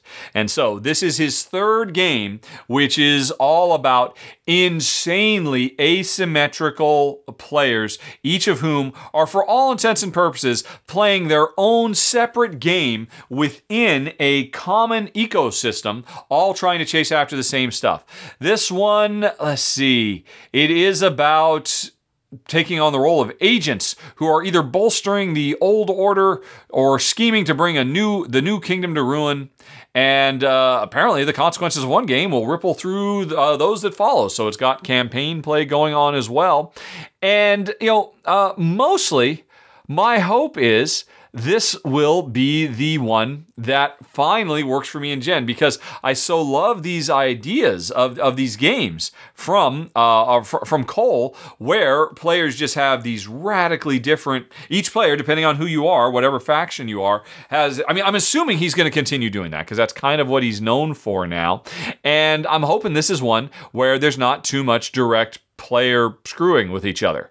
I suspect there probably will be, because I assume that's just the kind of stuff he likes. And that's probably too bad, but for now, I will definitely leave Oath on my list of games to learn more about, even though I have a sinking suspicion it won't work for me and Jen at the end. But you never know. Hope springs eternal for Oath. Then we've got Old Tree. And folks, Vincent Dutrait is at it again. He's back. And this is a game about, well, there's not much to say. It's based on apparently a popular French role-playing game, which I know nothing about. And it is, we're knights in a fallen kingdom. We're doing what they can to protect the people we've sworn allegiance to. Okay, there's nothing really here in the description. There's nothing really here in the pictures of the prototype. But there is really cool box cover art from Vincent Dutrait, and more importantly, and I don't say that lightly because I love me some Vincent Dutrait, it is from designer Antoine Bauza, Mr. Seven Wonders, Mr. Ghost Stories, Mr. Tokaido, and Takanoko, and so many besides. I mean, Antoine Bauza, he's a good designer. And while, sadly, almost more often than not, his games don't work for me and Jen, I never think they're poorly designed. Actually, that's not true. The Panda one I didn't think was a very good design. Okay, I have to take that back. The Panda one was not good, but all the other ones have been really, really good. So I'm interested in Old Tree. He's got a co-designer on this, John Grumpf. Who almost sounds like he'd be a character from the game, and that's John's first game. So, bring it on, Antoine and John. Give us the Old Tree, and we'll see if it lives up to Vincent Dutrait's wonderful art. Okay. Then we've got Paper Dungeons, a dungeon drawing game. Because see, it's a roll and write, so you're drawing a dungeon, but you're also dungeon crawling at the same time. So it's a dungeon drawing game, which I hadn't even noticed before. That was a hard word to say without any advance notice. Yeah, folks, I cannot tell you how many hours as a young boy I spent making Dungeons and Dragons maps with graph paper, doing the lines of descending size to represent staircases and all that. I never got to play them with anybody. I didn't have anybody that I could DM, but I just loved making dungeons. And so now a game where we use dice rolls to actually make those dungeons, yes, please. Apparently there was a similar topic that came out last year, Doodle Dungeon or something like that. I forget who it was by. I never actually got to try it, but I love the idea. I loved Cartographers last year, except for the fact that it had a lot of unnecessary, take-thatedness. In my top 25, which apologies for spoilers if you haven't heard it, there's a Floor Plan, which is another roll and write about doing architectural floor layouts. So I am definitely keen on this subject matter. And so definitely bring me Paper Dungeons. Why did this one not make my top 25? And what was it? Floor Plan did? Well, Floor Plan was from a publisher that I knew and from a designer that I knew. Whereas this is some newbies that I'm not familiar with. But the subject matter should work out really well. Dice rolling, dungeon making, and dungeon delving. Yeah, that could be amazing. So I am totally on board for Paper Dungeons. And that's saying something because it's from first time designer and all of that. So Paper Dungeons. Yes, yes. Okay, then we move on to Paris. Okay, folks. Why did this not make my top 10? Why did not? Because here's the thing. This is from the design duo of Kiesling and Kramer. And they can do no wrong. They always make amazing games. Why did I not put this in my top 10? Okay, I can only assume I did not because at the time, maybe the designers weren't listed and I was just putting this as a list because it's from publisher Game Brewer. I know they do good work. They're definitely on a roll. It's about city building and post-Napoleonic Paris. It's a medium weight game. Short turns, ingenious point salad mechanisms. I don't care. This should have been in my top 10. I clearly just must not have known. I must not have seen that. But yeah, okay, folks, forget about my top 10 I mentioned earlier. This is totally a top 10. Paris from Kramer and Kiesling. Oh yeah, baby. When they get together, good stuff follows. Okay. After that, we've got Plunderous, which I kind of talk about in a roundabout way in the top 10, as this is from another game design from a friend of mine. I talked about Dave Cheerkop earlier. I am friends with Andrew Scott, although I call him Andy. I think all his friends call him Andy. And he has been working on this design for years. And he has been talking to me about this design for years. And I think it's a really sharp, clever steampunk pirate world that he has created and built a big 4X political game around. It is so chock full to the brim with really clever stuff. And every time he's ever talked to me about it over the years, as he keeps, gets feedback from me and adds more and more features and trims other features out and, changes core gameplay mechanisms. And he's always sending me art that's been done by the Miko that I've been looking at for years. And it's just gorgeous. It looks so great. Of course, the Miko's art is always great. And I've always been so bummed because it is really a game of conquest and players building up ports, but then other players moving in with their ships and taking wresting control and all of that. And it's just like a constant tug of war of all the players to get the most influence over this steampunk Caribbean style world, with flying airships and all that kind of stuff. Let's see. Yeah, it has flying airships. That's right. And you hire your crew, and they represent cards that will allow you to manipulate the dice that represent what types of actions you can take. Is full of really sharp stuff, but a lot of player interaction, which was kind of a turn off. I've always told Andy, it's too bad you're not making it for me. But a year or so ago, he added a feature where players can vote on laws that change the rules of the game, and there are several times over the course of the game where these things will come up. And he started introducing laws that prevent players from being able to attack each other. And when he told me about that, I told him, Andrew, or Andy, you should really pay attention to what Dominion does, because he's played a lot of Dominion, but he never know. You know how Dominion, in the last page of every Dominion expansion and rulebook, they always have, hey, look, here's suggested collections of cards you can choose that make the game unique every time you play. And when he told me he has like dozens of different laws that can change the rules and make the game feel very different, I suggested, why don't you include, like Dominion, a collection of preset laws that are in play when you start so that you can make a game that appeals to a lot more players? Like a Care Bear version where all the no attacking cards are laws of the land right from the get-go, and instead you can pursue other ways of getting fame and glory. And he said, that's a really interesting idea. And I haven't heard from him since. But if he does that for this game, which I know he's going to be putting on Kickstarter at some point in the next few months, if all goes to plan, if that made it in, I am suddenly very interested in this game. And like I said, I mentioned earlier with Dave, I've got some, he's a friend of mine, so I'm rooting for him. But aside from all that, I love art by the Miko, and there are so many cool ideas in this game. And if it can finally work as a game that Jen and I could enjoy, hey, sign me up for Plunderous. Okay.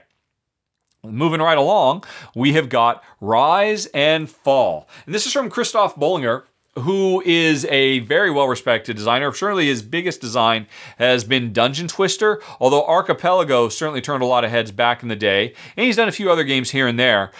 Rise and Fall is particularly interesting to me because it is an area control game. And it's a fantasy world where you're trying to spread our influence over this, continent, which maybe that'll work. Maybe that'll be something Jen and I enjoy. Maybe not. I don't really know. What really intrigues me about the game, though, and they make a big deal out of it in this description or didn't they? I think they did. There's almost this mini game that the game starts with where you actually build the continent, where players take turns. And normally, I have to admit, I'm not really keen on the process that some games do where, players can take turns putting stuff on the board to make the world, and then you start playing. But there have been a few times where that works really well. One of them being, I can't think of the name, even though it's such a wonderful little game. Oh, and I'm looking around and I can't find it on my wall anywhere. Oh, this is embarrassing. Oh my goodness, where is it? Not that this is particularly exciting for you to listen to me, but I will find it. Where is it? Fjords. Fjords is a game where half of the game is all about building up and, laying territory, and then second half of the game is once the world's built up, finalizing the territory. Liked Fjords. Rise and Fall could maybe scratch the same itch, but, I kind of got sidetracked there by looking for the Fjords. It looks like a lot of fun. There's a video on Board Game Geek of the designer just having fun building the world that we are then going to, try to exert our influence over. And I have to admit, that's really what got me on board for it, because I want to build those little continents. It looks like a lot of fun, in the same way that Fjords is fun. So I'm cautiously optimistic about Rise and Fall. Then we've got the Rival Networks, which is very cool because I love the Networks, which is a card drafting game about players trying to run their own TV stations. And really fun sense of humor, neat art, and really excellent resource management card drafting gameplay. Rival Networks is a 2-player standalone version of the Networks. And I don't know what has changed to make it 2-player only. It does say much of the gameplay of the original is preserved, but streamlined, so it plays in 30 minutes. Oh, I'm interested in that. It's for 2 players only. Obviously, I'm interested in that because of Jen and me playing games. It's going to be on Kickstarter soon, and considering how fantastic the Networks is, I expect the Rival Networks maybe to be even better from designer Gil Hova. Bring it on, Gil. Rival Networks. Then there is Roads to Rome. Okay, what was the deal with this one? What pulled me in here? Oh, it's the publisher, Holy Grail Games. They have really been on fire for the last few years. I already covered Museum, which was fantastic, and it's getting another expansion, which I'll talk about when I get to the expansions later on. Oh my god, I'm in an hour and a half, and I haven't even made it to S yet. Yikes. All right, so Museum is fantastic. Dominations is really, really good. I haven't gotten to play the final. I played a prototype of it. Gosh, must be a year and a half ago now, and I thought that was really great, and I believe it's coming soon if it hasn't already come out.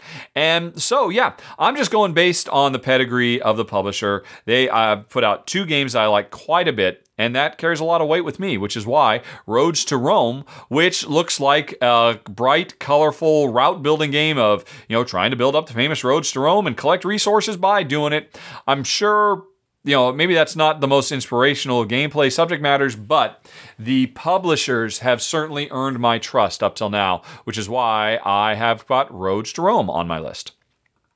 Okay, then, Rococo Deluxe Edition. So, everything I said earlier about Kanban EV goes here. This arguably should have made my top 25. I didn't because it is publisher Eagle Gryphon Games picking up, reprinting a game from another publisher. They've gotten the rights for it. And they will be tweaking it, changing it, upgrading it. But in spite of what looks like to be wonderful new art from Ian O'Toole, and don't get me wrong, the original game looked great too. I don't know if much has really changed about the gameplay, which is why I didn't put it in my top 25. Because if it's a game I've already played and it's still 90% basic Rococo, well then yeah, I'm excited. It's on my top 100 list of most anticipated, but not my top 25. But if they have made radical changes and tweaks, because, it says Matthias Kramer and the Maltzes are back working on it, then maybe it's, maybe I will have made a mistake. Let's see here. It does include this new the jewelry box and the festivities dresses expansions, as well as another new expansion. Oh no, it's a solo mode. Ooh, that's cool. A solo mode. That's very nice. And yeah, I suspect this one is going to be more, it is the original game with just really wonderful components. And Rococo is fantastic. So, and it's been out of print forever. It's been very hard to get, and the expansion's even more so. So it's great that it's coming back, and it just looks gorgeous. It looks like it's going to, Ian O'Toole completely knocked it out of the park. So definitely excited for Rococo Deluxe Edition. Okay, then we move on to Role Player Adventures, and this is the latest game in the role player fantasy universe of games. And we had role player, and then we had lockup, and we had cartographers, and some role player expansions. And so the most interesting thing about this game to me is the fact that this is a big fantasy adventure game. Travel the world, fight monsters, go on quests, all of that. It's got it's storybook, narrative-driven stuff. Yeah, that's all cool. Looks like it's got 11 core adventures and replayable side quests. Fine, whatevs. I'm sure it's nice. What gets me excited, though, is what you can do is you can play original role player. Actually, and the point of the original game Role Player is that it was a game where it's all about creating a fantasy character who you would then take on an epic adventure if you were playing a pen and paper Dungeons and Dragons style game. The weird thing about Role Player is you win by making the best character, and then you never actually use the character. Now, with Role Player Adventure, those characters we made in Role Player can actually go on big, proper, narrative, story-driven adventures, and that's awesome. Now, you don't need Role Player. I assume the game will come with just some system that lets you roll up characters really quick, but I think it'd be much more engaging to, come up with my ultimate Hobbit evil character and then send him out and have a series of adventures. I love that. I worry that I worry that this game has dice roll to resolve combat. I suspect it might, but I don't really know. So I worry that the gameplay won't necessarily work for us. The same way that Fiends and Familiars, or Monsters and Minions, whichever one of the two expansions we've played, we weren't fond of the way combat did. This will probably do combat in the same way. That'll probably be heartbreaking, but at this point, because there's not much concrete information, my fingers are crossed that this game will be as rich and Euro-y and puzzly as Role Player is. Fingers crossed for Role Player Adventures. Then there is The Ruins of Mars. Okay. Let's see. I'm trying to remember what this was. This is about a Mars colonization game, and I think there's something about the gameplay, although it wasn't in the description. I had to go digging. Let's see if I can find it. Let's see. What does it say here? Okay, here it is. Yeah. Although, this description is misleading. It talks about, it gives the impression that this is a Moncala style game, but it's not exactly. Here's the thing. We're building up outposts on Mars. Fine. And there's a collection, I forget what it was. I had to actually go watch a video demonstration of this to understand what makes this game so cool. I forget what it was. There's like 5 different core actions you can take for gathering resources or claiming land or whatever. And on each one of these actions, there's a bunch of little chips that give bonus resources and whatnot. And so you might have a particular type of resource you want, but it's not on the action you want to do. So do you go after the resources or the actions and take the resources you get? That's cool. I've seen that in other games. It works really beautifully. But here's the interesting thing. After I pick the action, grab the resources off of it, and then do whatever I'm going to do, those resources that came off, they get scattered to all the other actions, making all those other actions more attractive to do in the future. And that's very cool. It sounds like just like a little dry procedural Euro-y thing, but I can imagine that making for really fun and interesting tense decisions, which is what put Ruins of Mars on my list. Because I have to admit, I could take or leave Mars at this point. I think I'm kind of Marsed out, but the gameplay here does sound very, very clever, which is why Ruins of Mars, which is why I just told you about it. Okay. Then we go on to, Running Quest, Soul Raiders. Okay, this game is here for one reason and one reason only. It is from Marc-Andre, and hey, it's Mr. Splendor. I talked about Splendor before. Splendor never worked for me, but I did think it was a good design. Splendor designer Marc-Andre has since gone on to do, another game that was actually fairly well received. Majesty for the Realm, which I don't remember if I even ever played it, but I heard good things about it. And then another one, Barony, I guess. But anyway, Splendor is still one of the most popular gateway filler games out there. For reasons I talked about earlier, when now it's Marvel's getting in on the Splendor action, a superhero version of Splendor. Anyway, I have been impressed by the design, even if it wasn't for us. So anything Marc-Andre is going to do, I'm intrigued by. And this is what do you call it? Is it a deck building game? Or is it a bag builder? Oh, I don't remember now. I saw, good, he's here again. He's doing a big fantasy cooperative adventure game. All right, cool. Let's do it. That's all I need to know. Okay. Looks like, a deck builder. Deck builder fantasy adventure cooperative game from the designer of Splendor. Cool. On it. Running Quest, Soul Raiders, sign me up. I am there. And that was, narrative campaign, sure, that's all fine. The kind of stuff we sort of expect these days. But like I said, it's the fact that I want to see the Splendor guy do something new is what has brought me over to Running Quest, Soul Raiders.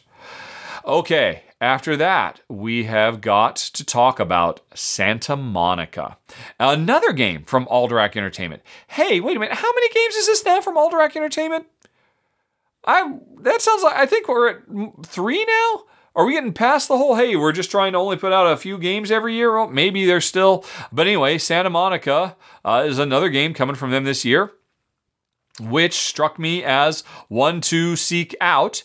And why was I interested in this one? Why indeed? It's from the designer of Cat Lady, which is nice. Cat Lady was cool, although a little bit too lightweight for us. So it wasn't him. Was it the fact that it's actually set in modern day Southern California as we're trying to make SoCal neighborhoods? Well, that's interesting to me because I've certainly spent plenty of time down there. Alrighty. Is it that we're building up a street and an associated beach right next to it? Okay, that's intriguing too. Yeah, I think it's just like a combination. I think Cat Lady was charming. And so, the follow-up to that, and it's set in modern-day Southern California. We're focusing on building up the best beach and the best real estate next to that beach. That sounds cool. That's what put Santa Monica on the list. Okay, then moving right along, we have got the Seventh Cross. It feels like this has been on my list for many, many years. Actually, let's go back. How many times have I put this? I've been putting this on Games of Interest Geek lists since 2017. So, folks, don't hold your breath. This may or may not be the year that we finally play Seventh Cross. I've been putting this on the list for so long, I don't even remember why now. Let's go back and look at my 2017 description. Shall we? Let's look back into the past. And what was I thinking all those years ago? This is a new Arabian Night style big storybook game? If so, interested. If it doesn't feature too much dice rolling. Okay. So 3 years ago, I didn't know too terribly much about this game. Let's do a thought experiment. Let's see what I said in the subsequent years. Let's see what I said in 2018. And then we'll go to 2019. Let's see if I just copied the same thing over and over again. Alrighty. Alrighty. So, I mentioned that it's so it's a big storybook adventure game crossed with NetHack style dungeon crawling and features a 3D board. What the what? I said, and then I copied the same thing in 2019. Okay, so that's it. Big, I mean, heck, back in 2017, a Tales of Arabian Nights style story adventure book, that was a pretty big deal. These days, it's getting more and more common. It's not that big a deal, but NetHack style dungeon crawl and a 3-dimensional board, yeah, I'm still interested in that. So I guess that's why it is still on my list. Let's see if over all these 4 years, they have managed to put, although, actually, wait a minute, I'm looking at pictures of this. Now, there didn't used to be pictures here. That board doesn't look 3-dimensional to me. It does look very NetHackish though, but this picture is from years ago. So who knows? I don't know. At this point, it's still on my list, be it just because it's tradition. Tradition, da-da-da-da-da-da-da-da, tradition. So, yeah. But yeah, it's been around so long. There's, Tales of Arabian Nights and exploration elements like Betrayal at House on the Hill form a Castlevania sort of narrative adventure. I think that's what they said all those years ago. Okay, fine. At this point, yeah, I have no reason to expect it'll be out this year since it hasn't shown up so far. But maybe 7th Cross will be cool. I don't know. Like I said, I think I just on autopilot continuing to add it to lists because I've been doing it for so long. But this next one, I'm definitely more interested in, and because it's a brand new thing, the Shadow Kingdom of Valeria. And I have liked all the Valeria games. They've all been very, very sharp. But this one is from not from a regular Valeria designer. It is, let's see, what is his name? It's, Stanislav Kordonansky. And I know, what has he done? Dice Hospital. And Lockup, Role Player Tale. And Old West Impresario was phenomenal. Okay, and Lockup was good and Dice Hospital were great. Okay, yeah. Stan, he is a designer to watch. Valeria is a series of games I have always enjoyed. It's the art by the Miko has always been phenomenal. There's 3 must-have reasons to put Shadow Kingdoms of Valeria on the board. I'm sure it continues to tell the story of the evolution of the Valeria Kingdom that we've been building up, but I don't even care about that. Impresarios of the Old West was phenomenal. And, the Miko, Valeria, yes, must have it. Shadow Kings of Valeria. Phew, okie doke. After that, so, you've been eaten.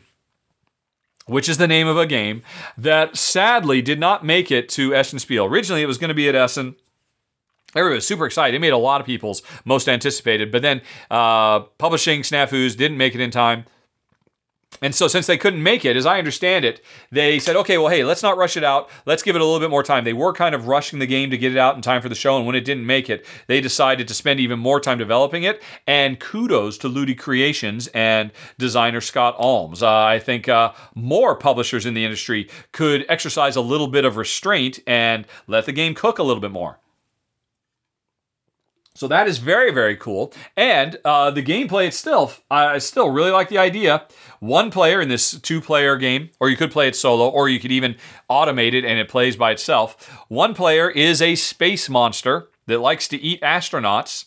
And the innards of his stomach is full of good stuff from all the stuff he's eaten. The other player is a space miner who tends to go into live creatures, gets eaten by them, and gets all the stuff he wants, and then tries to get out before he's digested. That's a really cool idea. Scott Alms is a cool designer. Kwanchai Moria is a super cool artist. That's a whole lot of cool in a very little box. And the fact that they decided to give it more time so it could get even better is great. So, You've Been Eaten is definitely on my list for must-try games of 2020. Okay, then we've got Solomon Kane, which I think was on Kickstarter a few years ago now, and I guess is only just now maybe going to come out this year. I don't know much about it. I didn't pay much attention to it at the time. I don't really have any particular affinity to the fictional character Solomon Kane, which is, as I understand it, written by the same author who wrote the Conan novels. And yeah, Robert Howard. Yes, Robert E. Howard. And I guess he's kind of like a Quaker superhero, in that, he's always fighting evil, but, trying to be, an upright Christian at the same time. I don't know, a very popular series, I guess. Yeah, he's the Puritan Avenger, apparently, which, I could take or leave. Here's why it's on my list. Here's what's interesting about this game. You do not play as Solomon Kane in this game. You do not play as his underlings fighting alongside him.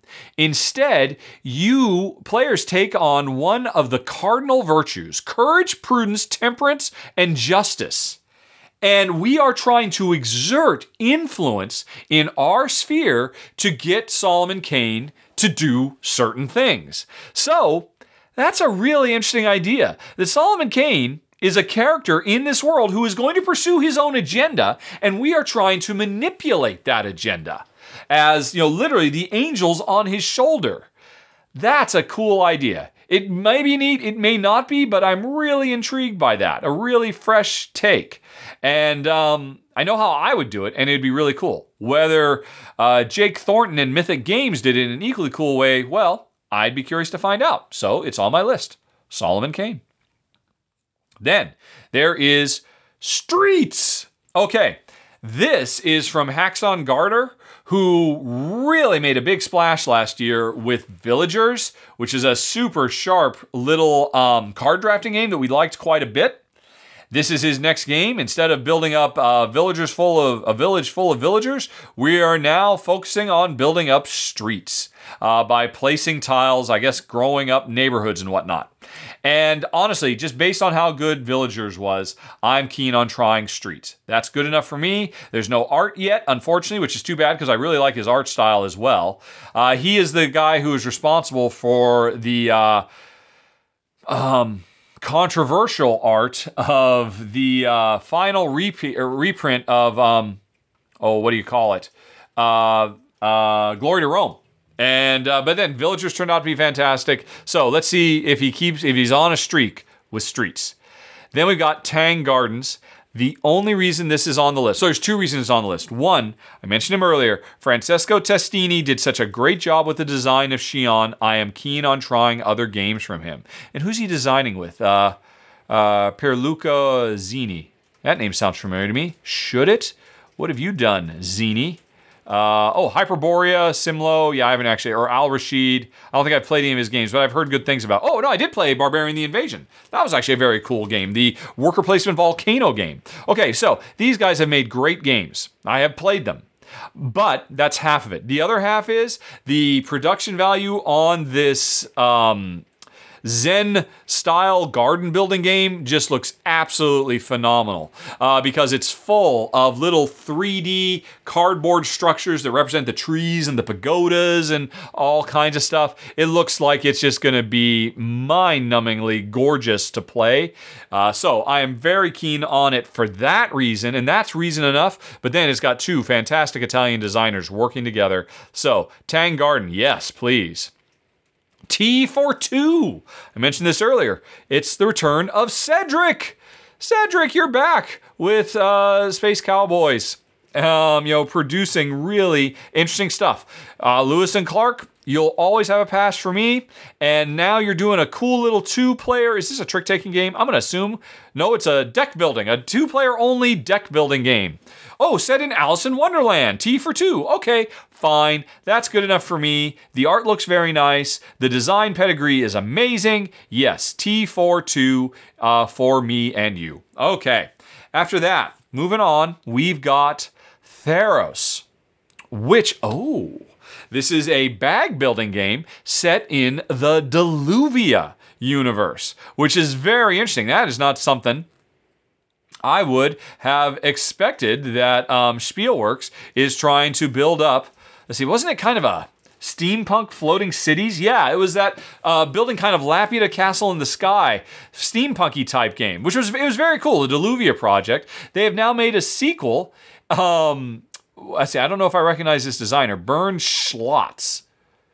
Bernd Schlotz this is pretty much his first game. Oh, he did something back in 2013, Travel the States, never heard of it. But, Spielworks makes sharp games, no two ways about it. Bag building game, and trying to do mining, winning influence as a leader of a guild. It sounds pretty straightforward, but I have to admit, I'm just intrigued because they decided to expand a universe that I don't think anybody was expecting them to expand. Theros is interesting for that reason right there. And then Spielworks, good pedigree. And hey, I like bag builders. Okay. After that, Three Sisters. Okay, Ben Pinchback, Matt Riddle doing a strategic roll and write game called Three Sisters. Dice drafting. Yes, yes, yes, yes, yes. Yes, yes, yes, yes, yes. Matt Riddle and Ben Pinchback really made a name for themselves with Fleet. And was it last year or no, the year before, Fleet, the dice game, was fantastic. So these guys have definitely proven that when they work together, they make cool stuff. This is apparently a farming game. And yeah, that's enough for me. As a farming spiritual sequel to Fleet the Dice game, yes. What's it called? Three Sisters. Yes. Bring it on. Okay. Time Stories Revolution, the Cavendish Manor. I already talked about Time Stories in my top 25, which will be coming up later. So everything I said there applies here. That's cool. Reckless children penetrate a New England old manor house looking for their friend Damien, who has been missing for several days. Alrighty, cool. With all the new twists and turns and changes they have made to the Time Stories formula, I am definitely interested in where this revolution is going. So definitely put the Cavendish Manor on my to-do list. After that, Traintopia. Yes, this is another designer who definitely deserves watching. Prismic Wojtowski. Wojtowyak. Yeah, Prismic Wojtowyak. Maybe you haven't heard of him, but Jen and I were super blown away by The Sanctuary, which was a game he put out a couple of years ago. Really amazingly sharp take on worker placement. Hard to describe, really. Best to go watch the run-through. But anyway, we were very impressed by Sanctuary. He did another game last year called Rescue Animals, which unfortunately I didn't get a chance to play. But this is now going to be his third game. He has a couple of other ones, I guess. Although, those ones just slipped under the radar completely because they have Polish names and they'll probably never get English. I don't know. But anyway, Traintopia is from him, and it is a futuristic train paradise with networks and routes for goods, commuters, and tourists. Draft a tile, commuter, tourist, mailbag, or train from the current offer. Expand your network by adding newly drafted components. Tiles expand your routes. Commuters and tourists score victory points. Mailbags and trains provide in-game bonuses. Okay, drafting. But not just drafting one type of thing, drafting all kinds of different types of things at once. That sounds very cool. But like I said, Sanctuary was so good, I'm instantly going to be interested in anything this guy is up to. And his next game, and it looks like a very nice bit of cover art, is Traintopia. Okay, almost done, folks, and we've got another 2021 game, which I fully expect will probably end up on Kickstarter in 2020. It's Transhumanity, and it's from Mindclash. I talk quite a bit about Mindclash because they've got a game in my top 25. Suffice to say, the makers of Trickerion have continually proven themselves to really push the envelope in terms of overproduced, incredibly complex, compelling and compulsive Euro games. This one about mankind's future. I think it's going to be a singularity type thing. It's a story-driven cooperative campaign game where the sun disappears from the sky and a scarlet dwarf star takes its place. No one knows why the leap happened, but it was an act of superior intelligence of unknown. Oh, that's intriguing. I didn't really know much about this story. I assumed it was going to be like another, AI type thing, but it's not. It's a game based on award-winning science fiction novel from Brandon Hackett. Okay, that's all cool. I didn't need it though. Explore point-to-point movement post-leap multiple Earths. So it's transdimensional. I don't know. It's Mindclash. It's their next big game. I'm interested. That's all you need to know. But wow, it sounds like it's got a lot of really cool far-out science fiction stuff as well. So that's very neat. Transhumanity. Although, again, not till 2021, but probably Kickstarter this year, I'd be willing to bet. Oh, we're almost done, folks. Unlikely Heroes. This is not what it used to be called. And it has been on my list going back to at least 2015. I have been talking about this game. Let's look at my description from 2015. I've loved this game ever since I first heard about it. You're a humble villager who wants to defend your town from rampaging barbarians, so you get training from the village elders. But if you spend too much time training, the town will be overrun. A clever balancing act must be struck, it would seem. Oh yeah, it used to be called Last Bastion. Now it is called Unlikely Heroes. I have been putting it, this is another one, it's just tradition at this point. I have been putting this on my list for half a decade now, and so I must continue doing it until this game comes out. And ironically, it doesn't look like the actual description of the game itself has changed at all. But presumably the publisher just keeps on pushing it out year after year after year. So maybe this will be the year. Unlikely, but maybe we'll get some unlikely heroes. Okay. Then, Viscounts of the West Kingdom. Okay, very exciting about this. And man, did I see Tom Vassell just do a video for this the other day? Did he already get a copy of this?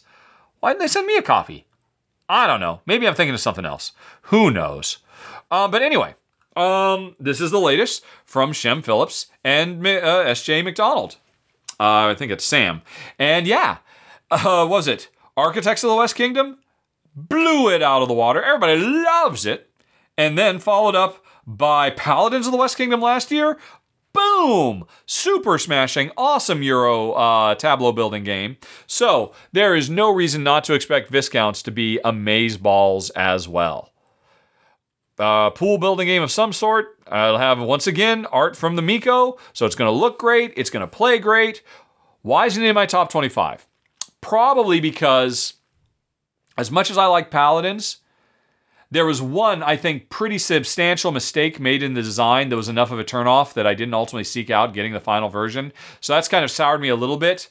But it was a minor thing. I complained about it in my actual final thoughts in my run-through. A little bit too much randomness.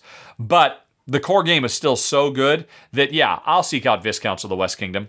You better believe it. And yeah, there's no video from Tom Vassell, so it must have been something else I'm thinking of. So yeah, the West Kingdom is back, baby. Third time, well, the first two times were charmed, so the third time will probably be charming as well. Viscounts of West Kingdom.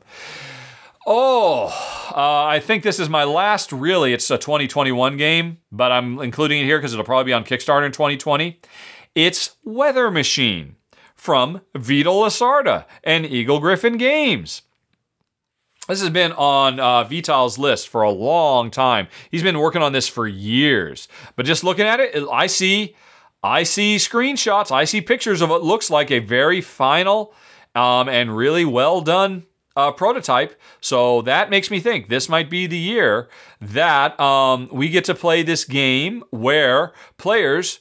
it looks like it's probably a Victorian-era game where players are trying to build... Yeah, it's a steampunk alternate universe where we're making a weather machine. A machine to control the weather by buying and selling resources, feeding the machine, shooting the machine results, shooting snow, rain, sun, wind, hurricanes, and fog, completing contracts because people want weather once you can make the weather. It uses the action selection quadrille created for Vinos. Oh, baby, I love that. It is amazing. So, yeah, this is very exciting. And the reason it didn't make my top, because it officially doesn't come out this year, so I really couldn't in good conscience put it in my top 25 most anticipated. But, yeah, that Vinos action selection system, still one of the best ever made. And cool, a cool steampunk weather shooting machine simulation. Yeah, that sounds pretty cool too from Vita Lasarda. Fingers crossed for the weather machine. 2 more to go, folks. Welcome to New Las Vegas. Here's the deal. Welcome to, which I already covered a while ago, has had 2 years ago now, or a year and a half ago, has had several neat expansions, sadly none of which I have played. Publisher Deepwater, please send me some of those expansions. I'd love to cover them. But in the meantime, this sounds like it's a sequel. It's not just doing the same thing, but instead of building a suburb, we're actually building up Las Vegas. We still do the same flip and resolve, draw a card, everybody does something, but apparently we're now building casinos and whatnot. So it's a little bit more than just building up a suburb. And Welcome to is phenomenal. So I expect Welcome to New Las Vegas to also be phenomenal in 2020. And the last one, this is the third game where they are They're deluxifying an older game. This time it's Yido.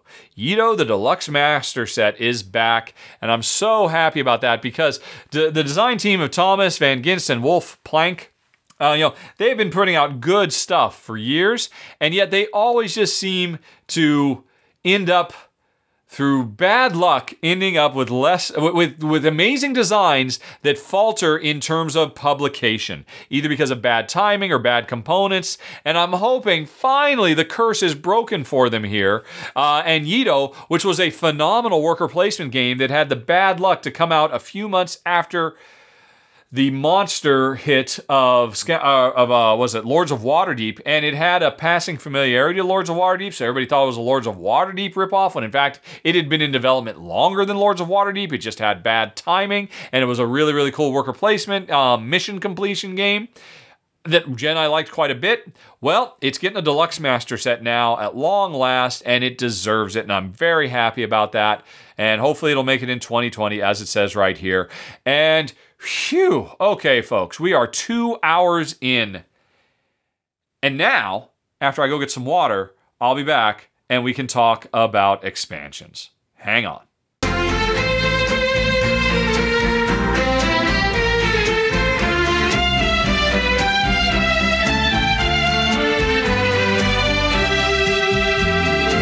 Okie dokie. We are back, and it's time to talk about expansions, and this should go a bit quicker, because I don't think I have to go super into detail about all of them. Not that I'm going super into detail about anything, but I need to move it. So let's just start. Once again, these are just in alphabetical order like before, which means we are going to start with Anachrony, Fractures of Time, and Anachrony, Future Imperfect. Now, one of those, Fractures in Time, I actually covered when it was on Kickstarter last year. I don't think I covered Future Imperfect, though. Maybe it's going to... I'm not sure. But anyway, I can say Fractures of Time was neat, introducing this idea of glitches, because the space-time continuum is starting to break down, and so you could say, oh, there's a glitch. And everybody thought I did this worker placement action, but I actually did another one instead. You can't tell, because time glitched out. And so that was actually cool. Although, if I recall correctly, I wasn't 100% on board with the extra randomness that was added to the game with extra dice rolls. Well, it's been a while. You can go back and watch my video for that. Anyway, the other one, Future Imperfect, sounds even cooler because it's really leveraging the whole time travel aspect of the game, because now you can actually jump to alternate dimensions, I guess. And in addition to sending back resources to your past self, you can spend back actual actions to your past self. So it means you could say, oh, I'm going to go on ahead and do this particular action and get the rewards, but you don't actually have to do the action until later on when it actually comes time for you in the timeline.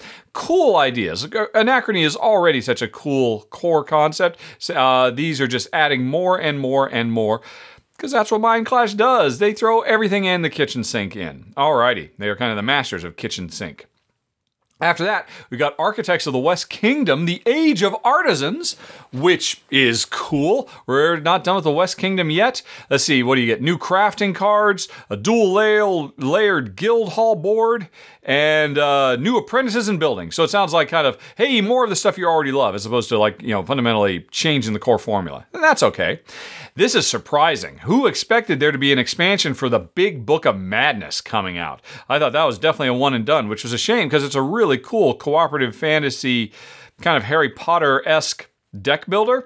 And so this expansion, the Veeth element, and it's weird. It's the fifth element, but it's like a Roman numeral, so it's like a V. So I guess you say it's the Veeth element. I'm not sure. But yeah, it adds new permanent madness cards that you can't get rid of, dark matter and phobias, new monsters to fight, new magicians to play as. That all sounds cool. Who would have thought? I'm very happy about that. Big Book of Madness, the Veeth element. Then there is Crusaders, Divine Influence, which is excellent. 4 new orders, each with special powers, new building types. That definitely sounds like a more of the same type expansion, but Crusaders was really awesome. So how about some Divine Influence? Then there is, this one's crazy. Dominion Menagerie. I thought finally maybe all the Dominion stuff was done, so I finally did my top 10 countdown of all the Dominion expansions. But now Menagerie is coming out, and I'm going to have to refigure that list out. And I'd be willing to bet Menagerie is probably, at least for Jen anyway, going to scream to the top, because this one's all about getting animals. You know, dogs and horses and turtles and elephants and stuff. Don't really know how that works. The description is mostly just kind of jokey animal puns, but you better believe Jen is going to love grabbing animal. Any game where there's some animal cards, those will be what she focuses on. So that's actually very neat. I look forward. I know most people don't care, but I personally look forward to how it's thematically integrated into the game. Okay, Dominion Menagerie. Then there is the Edge of Darkness, the Cliffs of Cold Harbor.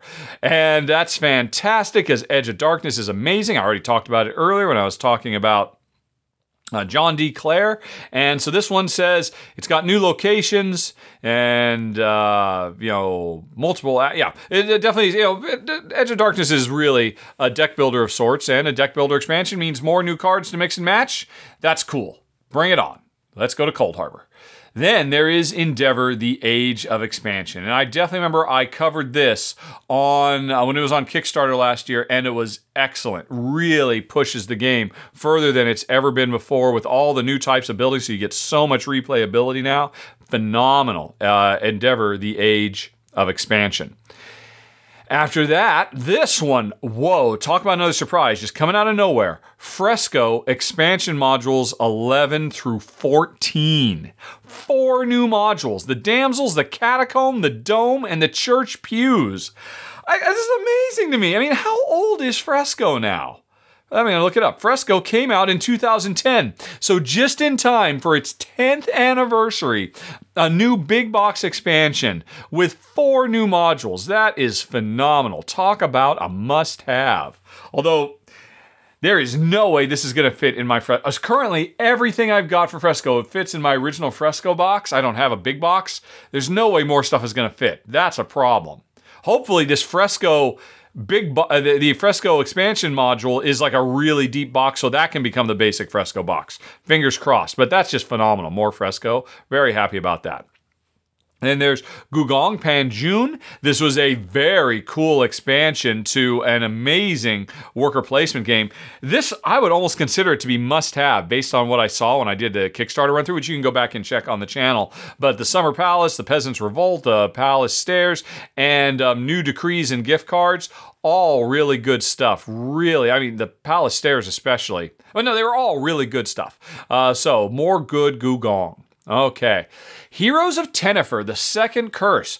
I have to admit, I didn't even know Heroes of Tennefer had come out. I covered it when it was on Kickstarter quite a while ago. It was a very sharp little, I guess kind of a deck builder, where to get the cards to build your deck, you have to fight them, because you fight them and then you flip them over and add them to your deck so you become stronger. It was a neat little game. And so, hey, any deck builder, more cards is a good thing. The Second Curse adds 130 new cards. That's a lot. That's nice. So hooray for Heroes of Tennefer getting some more love with the Second Curse. Then we've got Imperial Settlers, Empires of the North. And last year we had the Japanese faction. Now we're getting Roman Banners, which includes 2 different Roman decks and new island cards. So that's cool, because Empires of the North is awesome.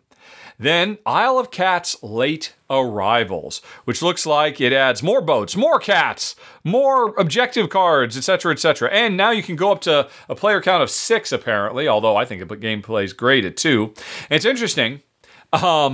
I think I am the only person that officially, or the only reviewer who officially recognizes Isle of Cats as a 2019 game, which is why it made my top 10 of the year, because it came out like in the last week of the year, and it was fantastic. More stuff. That is good. It's particularly good because I'm sure most people will not even know the game exists because they consider it, it's all weird. Doesn't matter. Isle of Cats Late Arrivals, ironically titled, seeing as how it was early in terms of its launch date. Okay, then we've got the Madeira expansion, which is another expansion I covered when it was on Kickstarter last year with new starting tiles, captain tiles, King's Demand that replaced the King's Request tiles, and new roles, which added a bunch of new stuff. I was really impressed by this, but as I said in my run through, it almost, well, I mean, Madeira is already almost too heavy. And this takes it even further. I mean, to the breaking point and beyond. But if you want more heavy, I mean, stuff to where your brain will, forget about melting down, you will go nuclear with this. It just gets so incredibly complex, this game. Once you start adding in all this additional stuff, it's insane, the Madeira expansion. Then we've got, Marvel Champions, the Wrecking Crew, and Marvel Champions Thor. Hooray, more Marvel Champions stuff. Although I've yet to get anything other than the base box. I'm really looking forward to try out all these things. The Wrecking Crew is awesome because it's like a boss that's actually 4 different bosses at once. Because it's a boss group you have to fight. That's nice. And Thor, I haven't even looked at how he works with throwing hammers and being able to recover his hammer and, does he change into Donald Blake? I don't even know yet. I'm looking forward to finding out, though, because Marvel Champions is awesome sauce. And then here's another surprise. Museum Historians. And Museum already has like 1, 2, 3, 4, 5 full expansions available to it. And now a whole new one that sounds like a pretty big game changer because you can take the finds you've got and send them off to historians and temporarily remove them from the game. That's pretty cool. Would like to see how it works out, although I've yet to even get to try all the base games expansions that came out. But yay for more Museum. And also, yay for Mystic Vale Nemesis. More Mystic Vale cards. And that is excellent. Although, one thing they've called out is an exciting new variant for a solitaire game.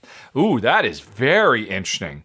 Did Mystic Vale support did it support solo originally? I don't think so. Did it? Let me take a quick look. No. So now you can play Mystic Vale solo. That is very cool. Mystic Vale Nemesis, maybe the coolest expansion yet. Okay. Then there is New Frontiers Starry Skies. And New Frontiers made my top 10 for 2018.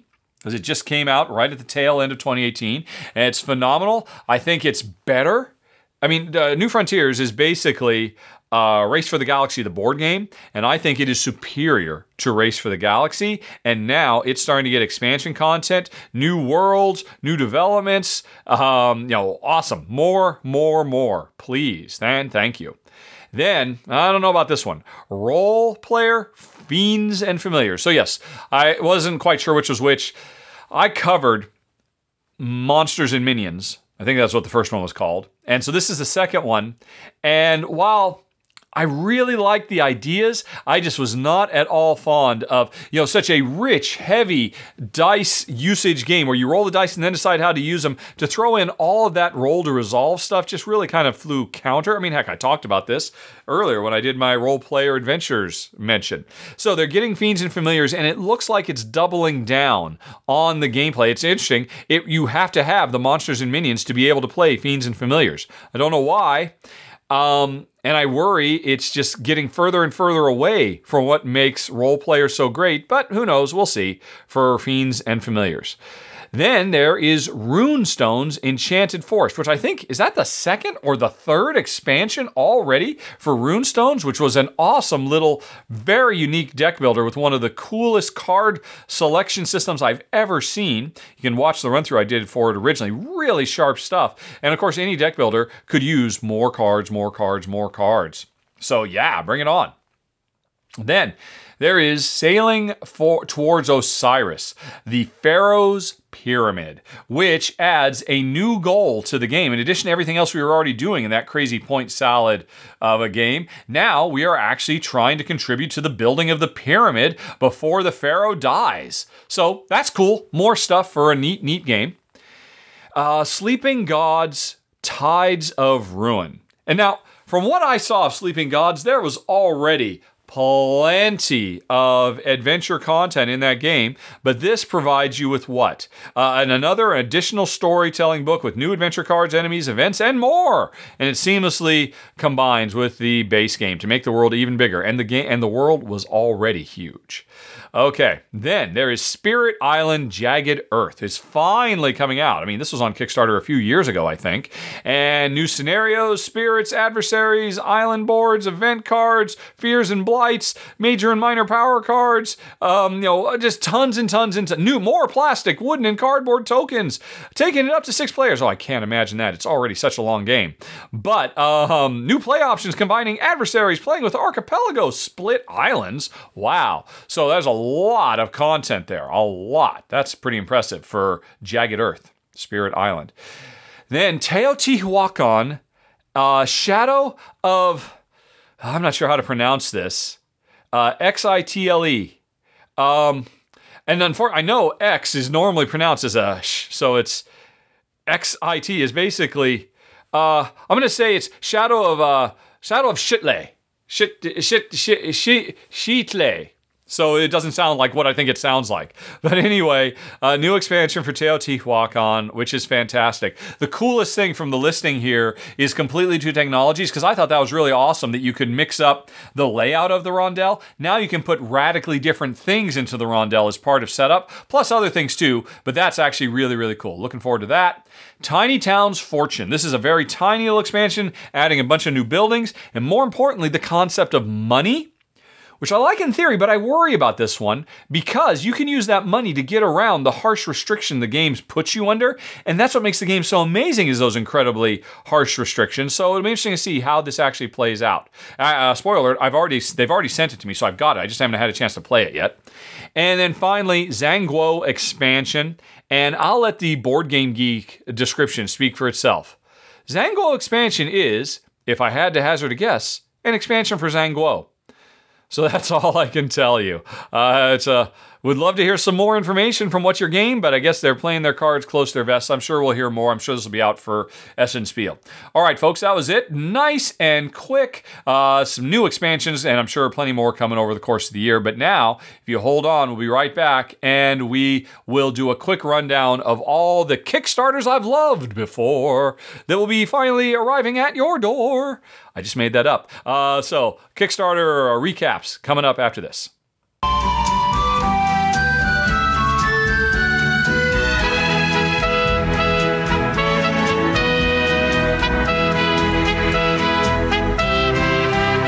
Okie dokie. Kickstarter review time, and this should go pretty quick as well. Looks like I got around 20, or is it 22, I think to mention. As always, in this particular podcast, sorted by alphabetical order. So let's start with the B's for Burgle Brothers 2, The Casino Capers, which was a very, very cool upgrade to Burgle Brothers. And in fact, I mean, it pretty much destroyed Burgle Brothers. I can't imagine playing the original one after playing 2, because it adds so much really cool stuff. And I'm looking forward to seeing the final box, because if they pull off what they were promising in the Kickstarter, where the box itself becomes part of a multi-story building that you can explore through, that'll be amazing. And so, Burgle Brothers 2, The Casino Capers, coming soon. Then there's Dungeon Drop, which was such a sweet, charming little dungeon game where your dungeon was made by getting a big old handful of cubes, dropping them, they scatter all over the place, and then that represents the monsters and the treasures that you have to navigate your way through. Really sharp, fun stuff. Great gateway game, but a gateway game that you could enjoy, the gamer geeks could enjoy as well because of neat special powers and whatnot. I would say this for all of these. Go check out my run-through to see why I was so impressed by it. And I'm glad to see it's coming. Dungeon Drop. And there's Ether Fields from Awakened Realms. Like I said earlier, these guys are on fire. Guys and girls? I don't know. I've only ever talked to guys who work there. But this was a really freaky, far-out, dreamscape creep show of a game with some very cool and clever gameplay mechanisms, and it kind of almost defied description. It was weird that after I was done with my run-through, I had no idea what was going on narrative-wise, because you as a player are effectively a, what's it called? An unreliable narrator. So really far out, and I think it'll really surprise a lot of people. Etherfields. Then there is Goetia, the 9 Kings of Solomon. Sadly, this failed to fund last year. So I don't know if it's actually coming out, but I really hope so because it was such a sharp take on worker placement. I mean, it's right up there with Targi in terms of really reinventing the core of what worker placement is. And in case you like that sort of thing, it's also all about demon worship. So it's got that going for it too. Although I think that's a large part of why it didn't succeed, because while there were certainly a bunch of hardcore demon fans who came out of the woodwork to support it, I think the game would have done a little bit better with a more universally broad, appealing setting. But we'll see what happens. Fingers crossed for Grisha, the Nine Kings of Solomon. Then there is Grand Carnival, which was a very sharp tile drafting, Tetris tile puzzling game that had two parts. First, you put down the ground floor, then you build the attractions for your carnival on top of it. Neat game. We really liked it. I think it was successful. After that, we've got, oh man, I remember they told me how to pronounce it. It's been so long, I don't remember how to pronounce Achaeon, I'm going to say, which was a very Euro-y pick up and deliver game. And I have to admit, it was a little bit too pick up and deliver for us, even though it was a really beautiful production and all of that in this fantasy world where you're trying to get the right resources to the right place to save the all world. But what really made Achaeon so spectacular was how it combined, if you get Achaeon and you get its previous game, Mythsea, which was a area control style game set in the same fantasy world, the two games can combine to become a third game that was a cooperative game that Jen and I did actually enjoy. So fans who've been wanting to try that, if they already have Mythsea and then they look for Achaeon, they'll be able to get the Fall, which is very, very neat. After that, Kingdom Rush, Rift in Time. Very, very cool tower defense game. Crossed with basically polyomino-style Tetris puzzle laying. Really, really sharp game. We like this one a lot.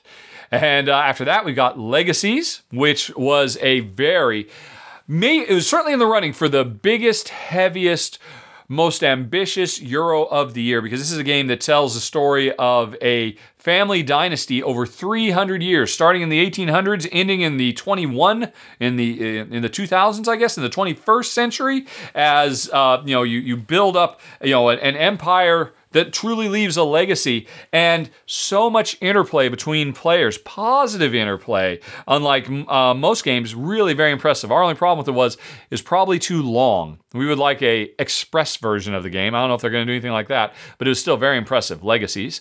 Then you've got Manchukuo.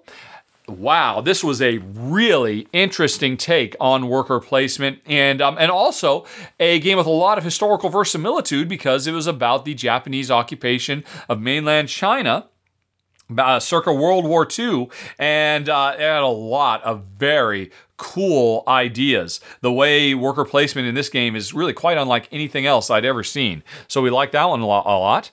Then you got Margraves of Valeria, which I'm pretty sure I made this comparison at the time. To me, it is the closest I've ever seen board games come to Heroes of Might and Magic. And that includes Heroes of Might and Magic, the board game. And for that reason, we loved it. And I would love to see the final version because, of course, I love art by the Miko. And he is very closely tied with the Valeria series. So it was a very sharp game. Merchant's Cove, another game featuring the art of the Miko. And this was awesome because everybody's a merchant competing for the business of customers who are coming in via boat, but everybody is a different type of merchant who plays a radically different style of game. Whether one player is playing a roll and write, one player is playing a marble matching game, but it's all to make your own stuff to sell. I loved it, except for the fact that it was so cutthroat. It was a really the competition to capture the attention of customers was really aggressive and in your face, and that kind of turned it off for me and Jen, which was heartbreaking. Maybe they addressed that a little bit, I don't know, but still, the core game was really neat. Roll and Write, the dice game, neat little roll and write, very abstract but very fun, and I mean, you gotta love the title. roll and write. And after that, roam and roll, another roll and write. And the one that makes this one stand out from all the others is this is maybe to date the heaviest roll and write that ever came out, because this is a comparable to a nice mid-weight Euro. It's got a lot of stuff going on as you're rebuilding Rome and building up the roads. And the coolest thing about it, though, is, well, as I mentioned earlier, the positive interactions that exist between players, that I create opportunities for you, and when you take advantage of them, it benefits me. Really great stuff. My only problem was, though, as I recall, it really needed some player scaling, because at 2 players, you could just do what you wanted. There was never really kind of any pushback. And I think it needed a little bit more tension. Maybe they addressed that. I don't know. Then you got Runica and the 6-sided spell books. This was a really neat little puzzly, slide puzzle game. Slide puzzle Euro, where you're trying to make combinations of runes, sliding them onto a board to cast spells. It was super charming, fun, fast little game, nice gateway, but with a little bit of heft to it. Then there was Search for Planet X. This was a very cool game that does require an app, and it's basically the trappings of Mastermind, but set into the theme of actually scanning the nighttime sky to look for the mysterious Planet X, the 9th planet of our solar system, and trying to discover it through inference based on celestial observations you make. And only you get to know what those observations are because an app tells you. Really neat stuff. Really great app integration in Search for Planet X.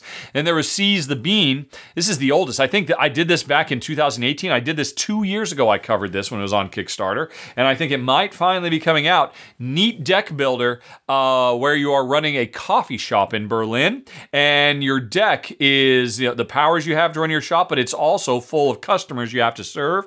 That worked really nicely, as I recall. Sovereign Skies was a very nice rondel game that gives you so much more freedom than most rondel games, because you can about face, you can pay to go further, and lots of another game that had really cool moments of you creating opportunities for me if I can be in the right place at the right time. Oh, and also, it was a game about deep space colonization that was about working with people rather than subjugating them, which I thought was a really wonderful, narrative lesson to be learned in Sovereign Skies. And then there was Space Race. And this is basically the board game version of Space Race, the card game. And I think it might be better than Space Race, the card game, which was already a phenomenal game. If you had to own one, I think you'd probably want the base board game. But they're both great. And Space Race, the card game, is so portable. All right, anyway, so the Space Race, the board game, is coming, as is Tasty Humans. This is another polyomino-style game that does the right thing that most games don't, that they basically replicate Tetris in that when you get your polyomino pieces, you have to put them at the top of your board and slide them into position, so you're more restricted with the puzzly trying to be most efficient about space usage. The brilliant thing about this is the polyomino pieces are the humans that we're eating because we're big monsters, and as they slide down into our stomach, they can break apart into component pieces, and that added a really excellent extra level of complexity that separates it from all the other polyomino games on the market. Then there was Time of Legends Destinies. Talk about app integration. This is probably the most ambitious app game to date, and a really, really sharp adventure narrative-driven game where you're traveling around the world trying to solve mysteries. And the thing that makes it different than everything else on the market, I don't know if anybody else has done this, it's competitive. Normally these games are cooperative as we travel around and try to solve mysteries, but in this competitive game, we're racing to solve our own individual mysteries. And as you make breakthroughs, if I pay attention to what you learn, it can help me on my mysteries. Really beautiful atmospheric game, although it was a little bit on the simple side. But that's because it's really a gateway game and a really good one at that. Then we got Tungaru, which was a neat pick up and deliver game, kind of crossed with almost a bingo style thing. It's not quite like anything else that's out there. It is definitely a Euro of harvesting resources and using them to convert into points and stuff that makes you points. It was a neat game, good presentation. I think the art was by Bosley, if I recall correctly. Is that right? But anyway, I liked it. It was from the Malses and a good solid design. And then finally, ugly Christmas sweaters, which really surprised me in general. I thought it was just going to be a cute little knick-knack of a game, but it was, if you turn on all the modules, it gets surprisingly deep and crunchy in the best possible way. And I look forward to having a final version so I've got a proper Christmas game, because you can play it the easy mode, which means it's a good gateway, or you can play it in the heavy mode. And it's coming. And we missed this Christmas, but it'll be ready in time for next Christmas if you want to knit some ugly Christmas sweaters. Okay, folks, that was it. There were a few other Kickstarter games that are probably coming out that I covered over the last year, but these are the ones that Jen and I really liked. Although there's a few more as well that we really loved, and they are going to be mentioned in the top 10 or the top 25.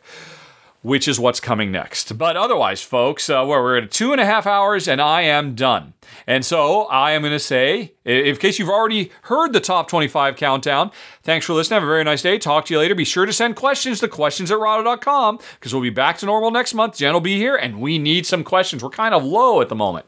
So anyway, thanks for listening. Have a nice day. Talk to you later. So long. Bye-bye. And if you haven't heard the top 25, hold on. We'll be right back and we'll count that down as well. Hey everybody, today Rahdo runs through his most anticipated games for 2020. Before we get to that, Happy New Year, everybody. It's a brand new year and a brand new decade.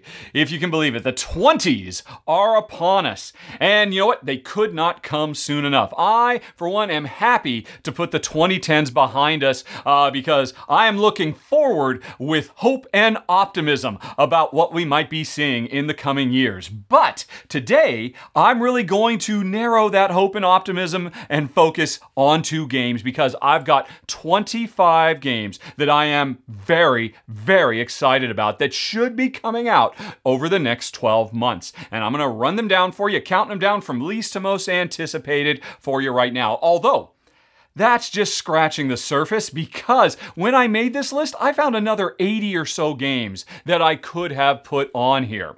There's a lot of good stuff in the queue, folks, and if you want to hear about more of it, you can check out the next episode of my podcast, Rahdo Talks Through, which originally I was thinking I'd record right after this, but it's getting on towards the end of New Year's Eve, and I just got to get this video done, so we'll save that sometime in the next few days. I'll talk about all the new expansions that are coming and all the games that didn't quite make this top 25. One thing I should say, though, is this top 25 is based entirely on the board game database of Board Game Geek. If Board Game Geek says it's coming in 2020, I have considered it. I know there probably are some games that are coming that aren't in the database yet, and as a result of that, I'm not going to include them. I'm looking at you, Pandemic Legacy 3. Fingers crossed 2020 is the year, but it won't make this list because here we are, as of December 31st, 2019, it does not actually exist in any official capacity. So there's going to be a few games you might expect me to mention that we all are expecting to come, but they won't be here. But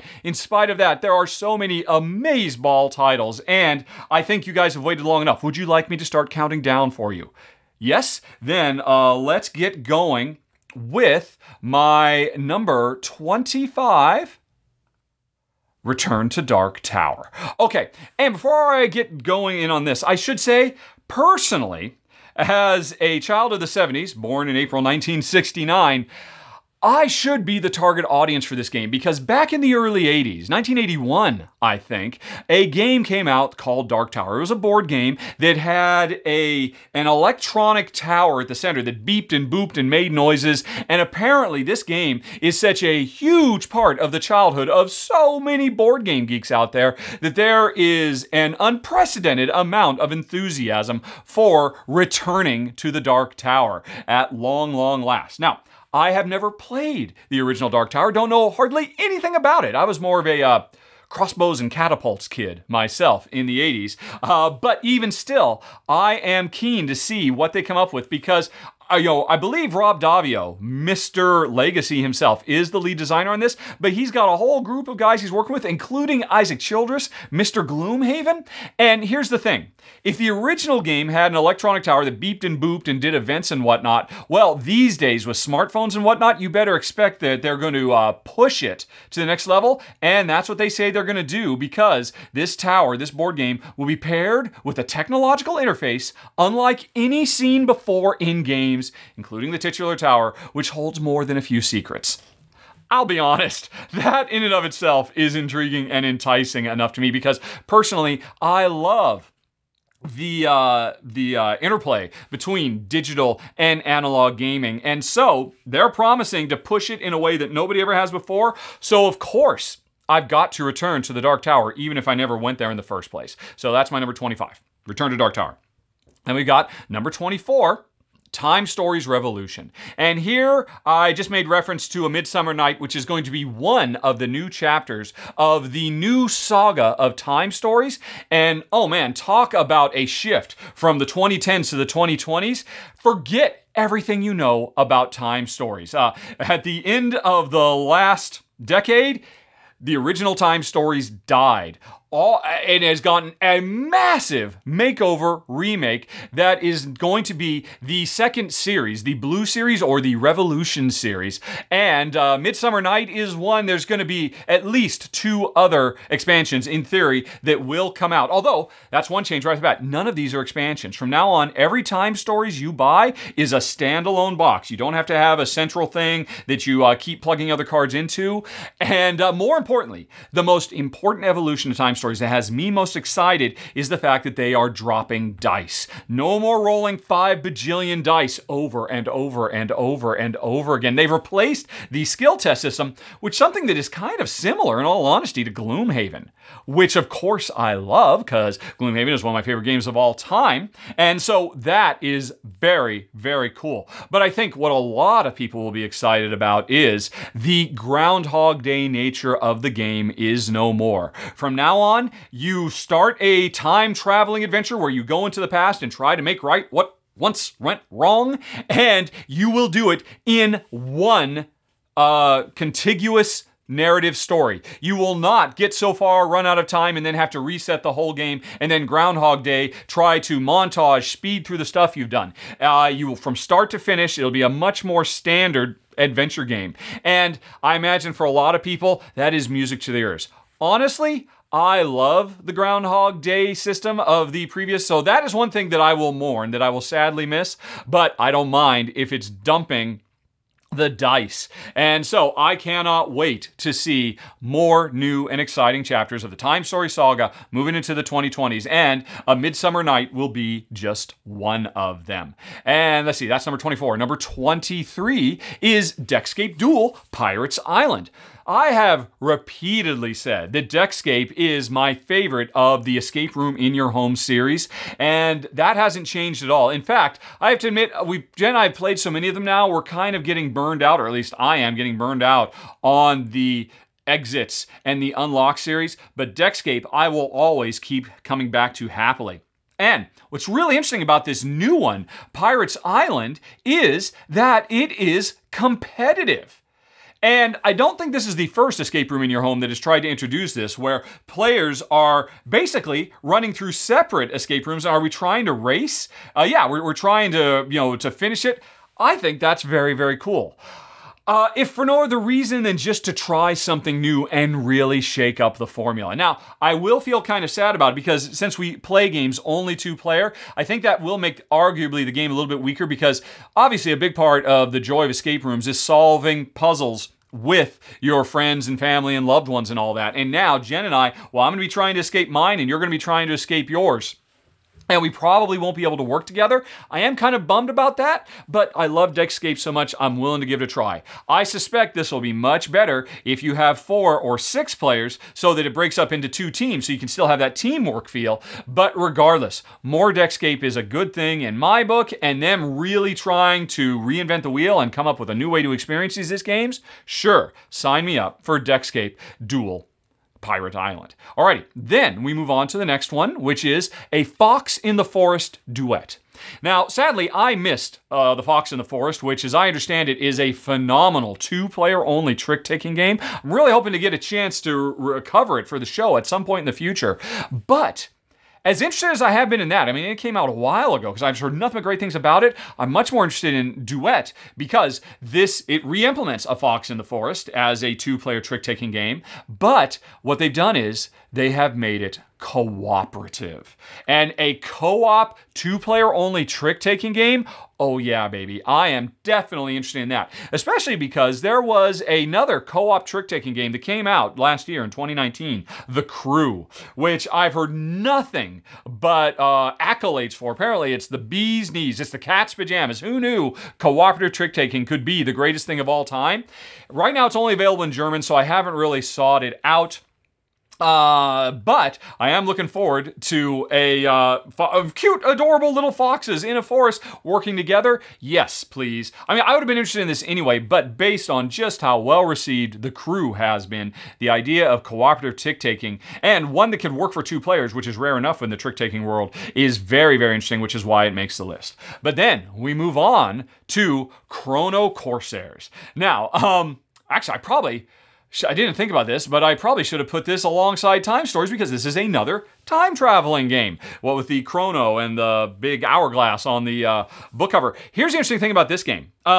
If I must mourn the loss of the Groundhog Day nature of Time Stories, hooray, it will be back in Chrono Corsairs because this is a game where a rowdy group of pirates who are out searching for buried treasure on a treasure island and doing all kinds of piratey things, they are stuck in a temporal loop, reliving the same day over and over and over again, which means at the end of the round, hopefully you've programmed your pirates, because this is like everybody, I think, simultaneously chooses orders, issues the orders at the same time, and then everybody sees what everybody does.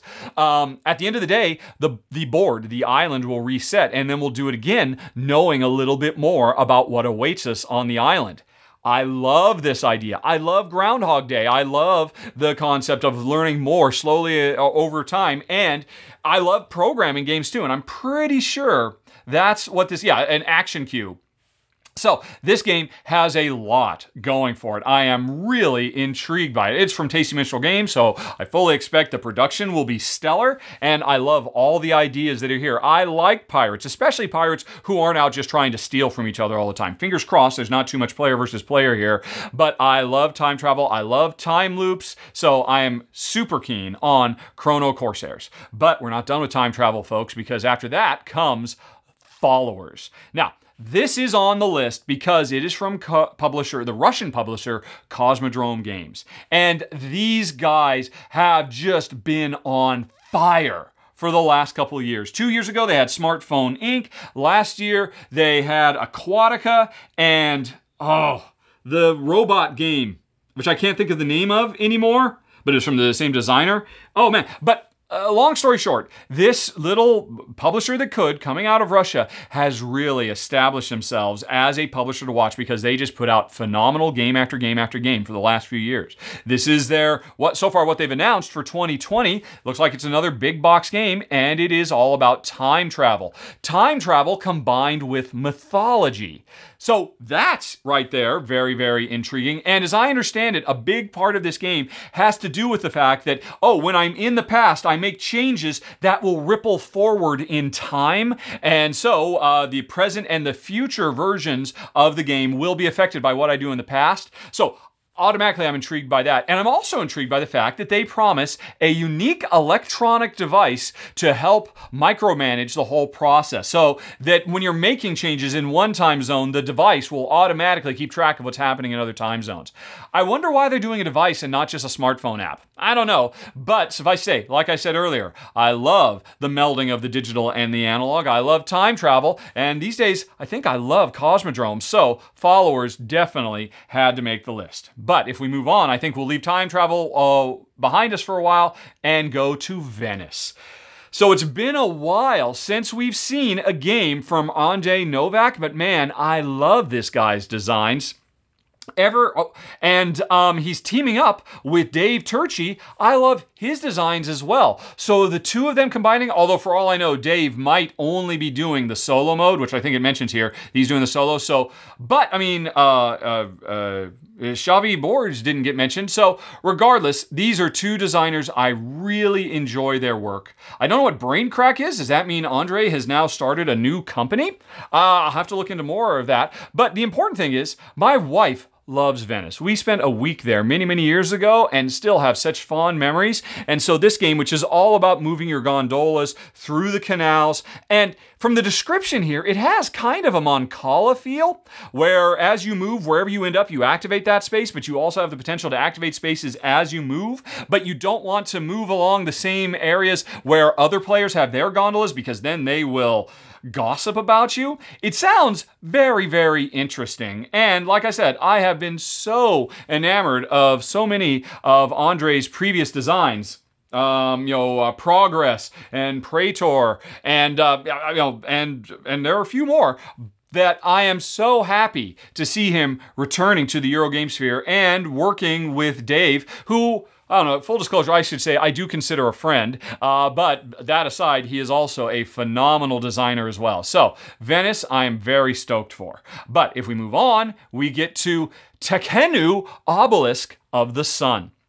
And so, this is Dave again. And again, I don't know if Dave's just going to be working on the solo version, and this is mostly Daniele Taschini design, but this is effectively the third game in a row, 3 years in a row, where Daniele has worked with Board and Dice, formerly NSKN. And this is, I think, the capper of what is effectively a dice drafting trilogy from Daniele. First, you had Teotihuacan. Then last year, you had Trismegistus. And now we have Tekhenu, which again is dice drafting. And this description of the game, you can pause it if you want to read it. I have to admit, I have not even read. This is so long. There is so much detail here. That's all very, very cool. Other publishers, you could learn a lot from this to try to get people more excited. But honestly, they could have just, they had me at Daniele Taschini dice drafting because the previous two games were fantastic. So I am definitely interested in Tekhenu, Obelisk of the Sun. Cannot wait to see what he gives us this time drafting those dice, because dice drafting is my favorite gameplay mechanism of all time. So woohoo for Tekhenu. But then we move on, and we've got Floor Plan. I'm not ashamed to admit, folks, I love roll and writes. The tactile nature of it, the sense of permanence, the fact that when I make a move, well, I can't just, let me just put the other thing over there because I've written in. Yeah, okay, so I could erase and all that stuff, but there is a gravitas to roll and writes because you feel like you're really making something permanent. You are writing something down. And if you play with pins like Jen and I normally do, well, there is no undoing those moves. So I love roll and writes to begin with. And I also love the idea of roll and writes that let me be creative. And we've had a few of these now. Roll and writes where, hey, what I roll allows me not just to fill in blanks on a spreadsheet piece of paper, but instead to basically make a map. Last year we had cartographers, and before that there was, I can't think of it all of a sudden, Dino World, and there's been a few others as well. But I've had issues with all of them in one way or another, so I'm very excited about this one, Floor Plan, from Deepwater Games, the same publisher that brought us Welcome To, which was a hugely popular roll and write, or flip and write, I guess is now the established term. But this one is all about doing your own architectural layout of a house, making a house floor plan. I like that idea a lot. Because when I was a kid, I used to make maps on graph paper all the time. And not just of dungeons, but of houses and castles and all kinds of stuff like that. So I love the idea of rolling and writing, but also getting to have a little bit of a creative impetus into the overall development of what I'm trying to build in the game. Very excited about this, in part because of the pedigree of the publisher, but just the core idea of floor plan definitely draws me in. But then we move on to Hour of Need. I'm very excited about this, folks, for two reasons. One, I love superheroes. Again, I am not ashamed to admit that I've loved them all my life and I love them to this day. Yeah, I cried like a baby at Endgame. Don't at me. But I'm always looking for more superheroes, and What the other thing that makes me so excited about this game is it is from the Sadler brothers, Adam and Brady. And these two guys have definitely established themselves as designers to watch. They have put out a series of games that in previous years, in decades before, would have mostly been Ameritrashy style games, but they have always found ways to build in lots of very cool Euro-y mechanisms. And so I've always been impressed by every one of their games they've played, but I've always been so sad that they do still rely on the crutch of dice roll to resolve, which to me is... it's literally weak sauce. I think we have come so far in board game development that just saying, hey, after I make all my plans and we got it, okay, now just roll the dice and see if the dice let me do what I want to do. Not interested. So, as much as I've respected all their designs, I've covered a few of them, they've always been passes for me and Jed because of the dice. And so, when I saw their next game coming out, I'm like, oh, it's probably going to be more of the same. But then, I look down here, and it doesn't say anything about dice rolling mechanisms. And there is a picture of the board, and there's no dice anywhere here. There's no dice at all shown in the image of the game set up. And so, folks, while it does in fact say that there are dice, there's no real talk about it in the description. And so, my hope, my fervent, deep, deep desire is that Adam and Brady have finally decided to abandon Roll to Resolve. If they have, this will probably go into my top 10 most anticipated. If they haven't, it will go off the list entirely. And so since the outcome is unknown, but I'm cautiously optimistic, I'm keeping it right here in the middle of the list. Hour of Need. I'm sure it'll be a really great cooperative superhero adventure game. I'm sure the gameplay will be solid. Really cool, fun, combo-tastic stuff. Fingers crossed, they have, for this brand new exciting decade, they have decided to enter undiscovered country from a design perspective for them and come up with a way to resolve combat other than just rolling dice and crossing your fingers. I'm certainly crossing my fingers for Hour in Need. But now, let's move on to the Lions of Lydia. One reason and one reason only this is on the list. It's all I need. Johnny Pack Canton, or Johnny Pack, as he is also known. He had such an amazing year in 2019. 3 stellar games coming out. Sierra West, Fistful of Meeples, and one of my top 10 games of the year, Coloma. And right out of the gate, he is following that up with Lions of Lydia, which is apparently, it's a bag building game. A bag building engine builder. Yay, I like those kind of things. And I love this setting, having to do with the dawn of currency in the ancient world. That is a very intriguing idea. There could be so much stuff. You know, humanity, society, switching array from straight barter systems into a monetary system. I can imagine lots of ways that would work its way into the design, and I can't wait to see what he did. Honestly, I don't need to read the rest of this description. You can pause and read it yourself if you want, if you're watching this in video form, because it occurs to me now, I'll also have this in the podcast. So sorry, folks are only hearing this in the podcast, but suffice to say, Johnny Pack is doing a bag builder about the dawn of currency in society, and yeah, the guy is on fire after last year. I cannot wait to see what he comes up with. So that is the Lions of Lydia. And then moving right along, we've got Rocket Men, which immediately puts Rocket Man in my head. That's probably the only thing I'm going to have to complain about, is that it will just hardwire my brain and drill that earworm in there. But at least it's a good one. I mean, who doesn't love Rocket Man?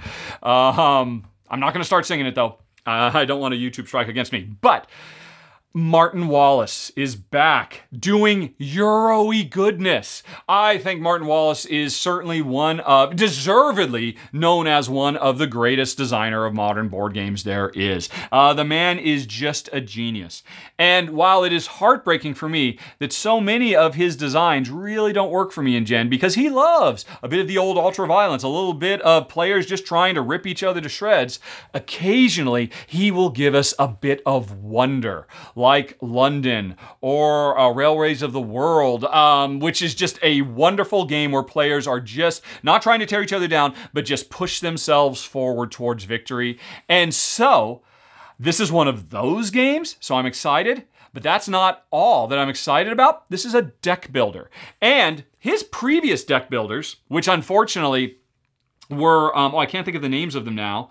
It was, oh man, this is driving me nuts. He's done 2 deck builders in the past that were brilliant, but they were both area control, skirmishy warfare battle type things. He's taking that out, just focusing on the deck building now. Hooray. And he is telling the story of today's modern space race.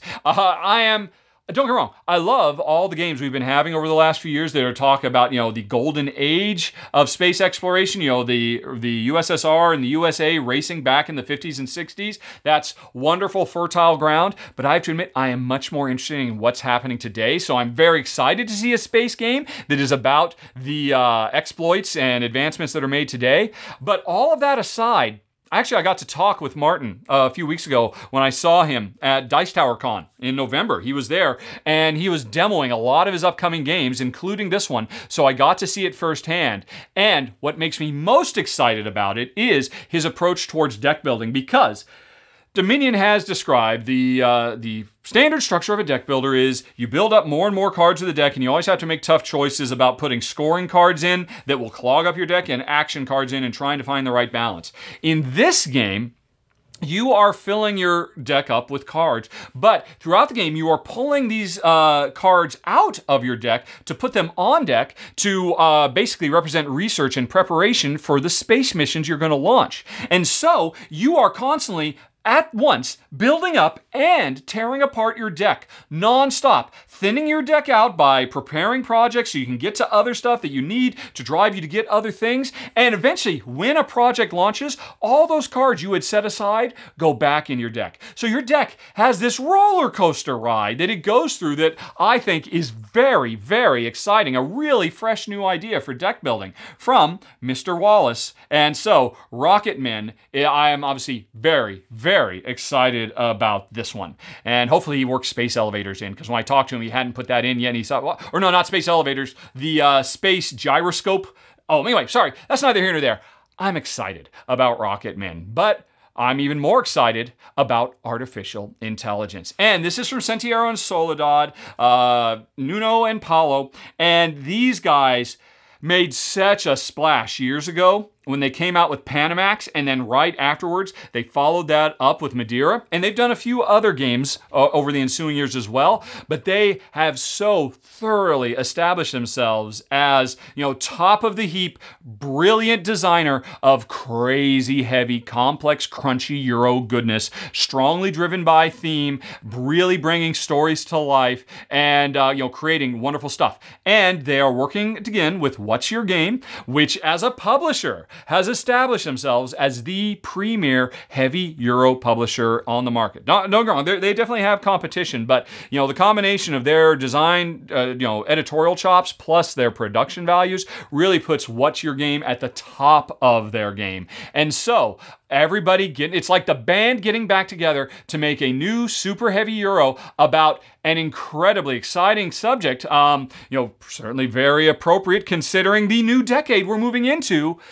Artificial intelligence and the upcoming technological singularity, where AI truly breaks through and becomes smarter than us. And as some people fear, we end up with a Skynet situation. But as this game proposes, and the what I tend to think of more, we move closer and closer to our Star Trek future of complete and total.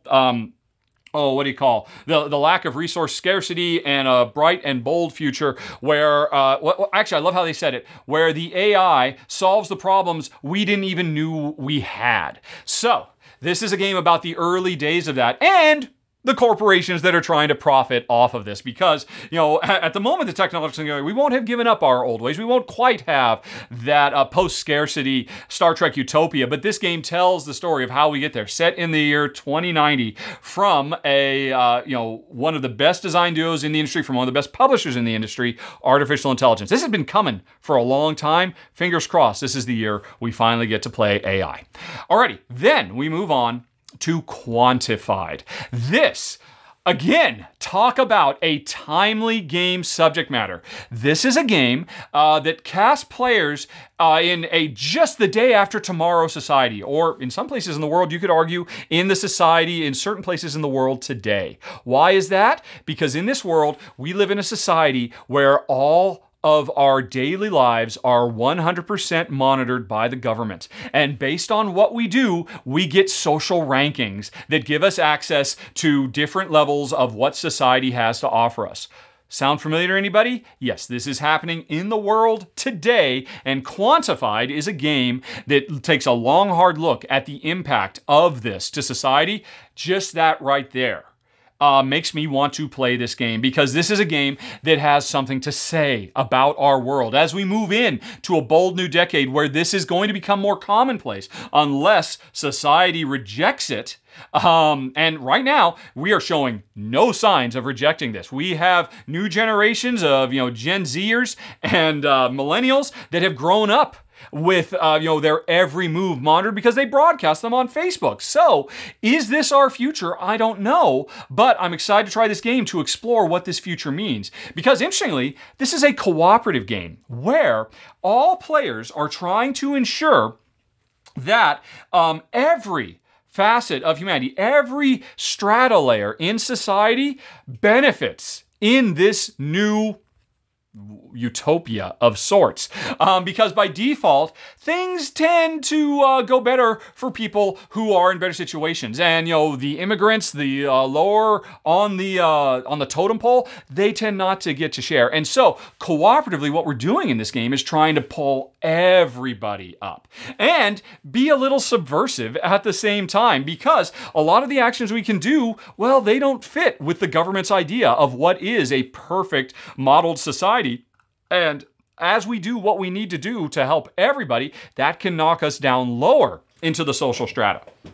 These are very, very cool ideas that I am personally very, very interested in as a subject matter, and I love the idea of a board game allowing us to explore them, and that's why Quantified makes the list. But Quantified is not alone, because after that, we've got Inner Compass.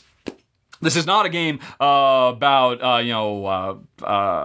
nanny state, totalitarian, utopia, whatever you want to call it. This is not a 1984 game, but this is another game that really digs deep thematically into the real modern world we live in, because this is a game from a really great design duo, Daniel Peterson and Oscar Granerud, who had a great year last year with Bloomtown and...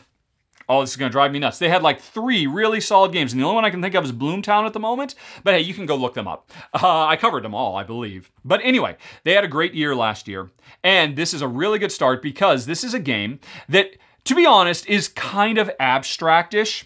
But what it does is it explores, or lets you take the role of players trying to find emotional balance in their lives, and finding out who they are, and riding the roller coaster of their emotional highs and lows, all through basically an abstract strategy card drafting game.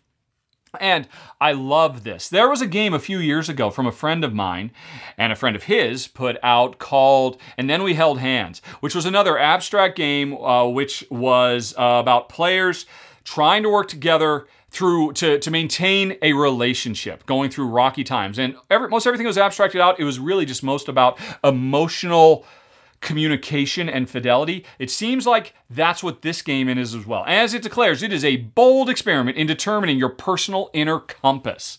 I don't know if that's just marketing speak and gives you an insight into yourself, because I have to admit, I haven't actually looked at how this game works at all. But it says it's an abstract game. Looking at the game, it looks like it's a bunch of colors that probably represent different emotional states. I know there's set collection, and I think there's card drafting and whatnot. Long story short, you had me at Oscar and Daniel. Then you had me again at emotional exploration of what it means to be human. Cool stuff coming, oddly enough, from Alderac Entertainment, AEG. They're really known more for their Thunderstone-y type stuff. So this is a really big departure for them, which makes it even more interesting to me. It must be great for them to abandon their normal bread and butter and try such a far-out experimental theme of game. Hence, my incredible enthusiasm for Inner Compass. Alrighty, moving right along, we've got, we're down to the top 10, folks. My number 10 is The School of Sorcery.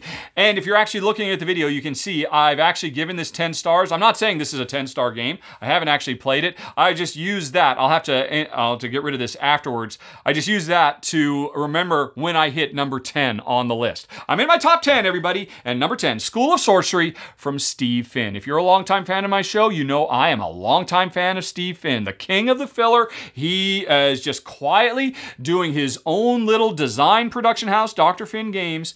And the thing about School of Sorcery is this is revisiting certainly his greatest game that he himself has published. Arguably, Biblios is still the top of the heap, but that was, he published that through others. But the Institute of Magical Arts is such a wonderful two-player dueling area control game, which might sound like the antithesis of what my wife Jen and I would enjoy, but it's a testament to how amazing Institute for Magical Arts is that we love it.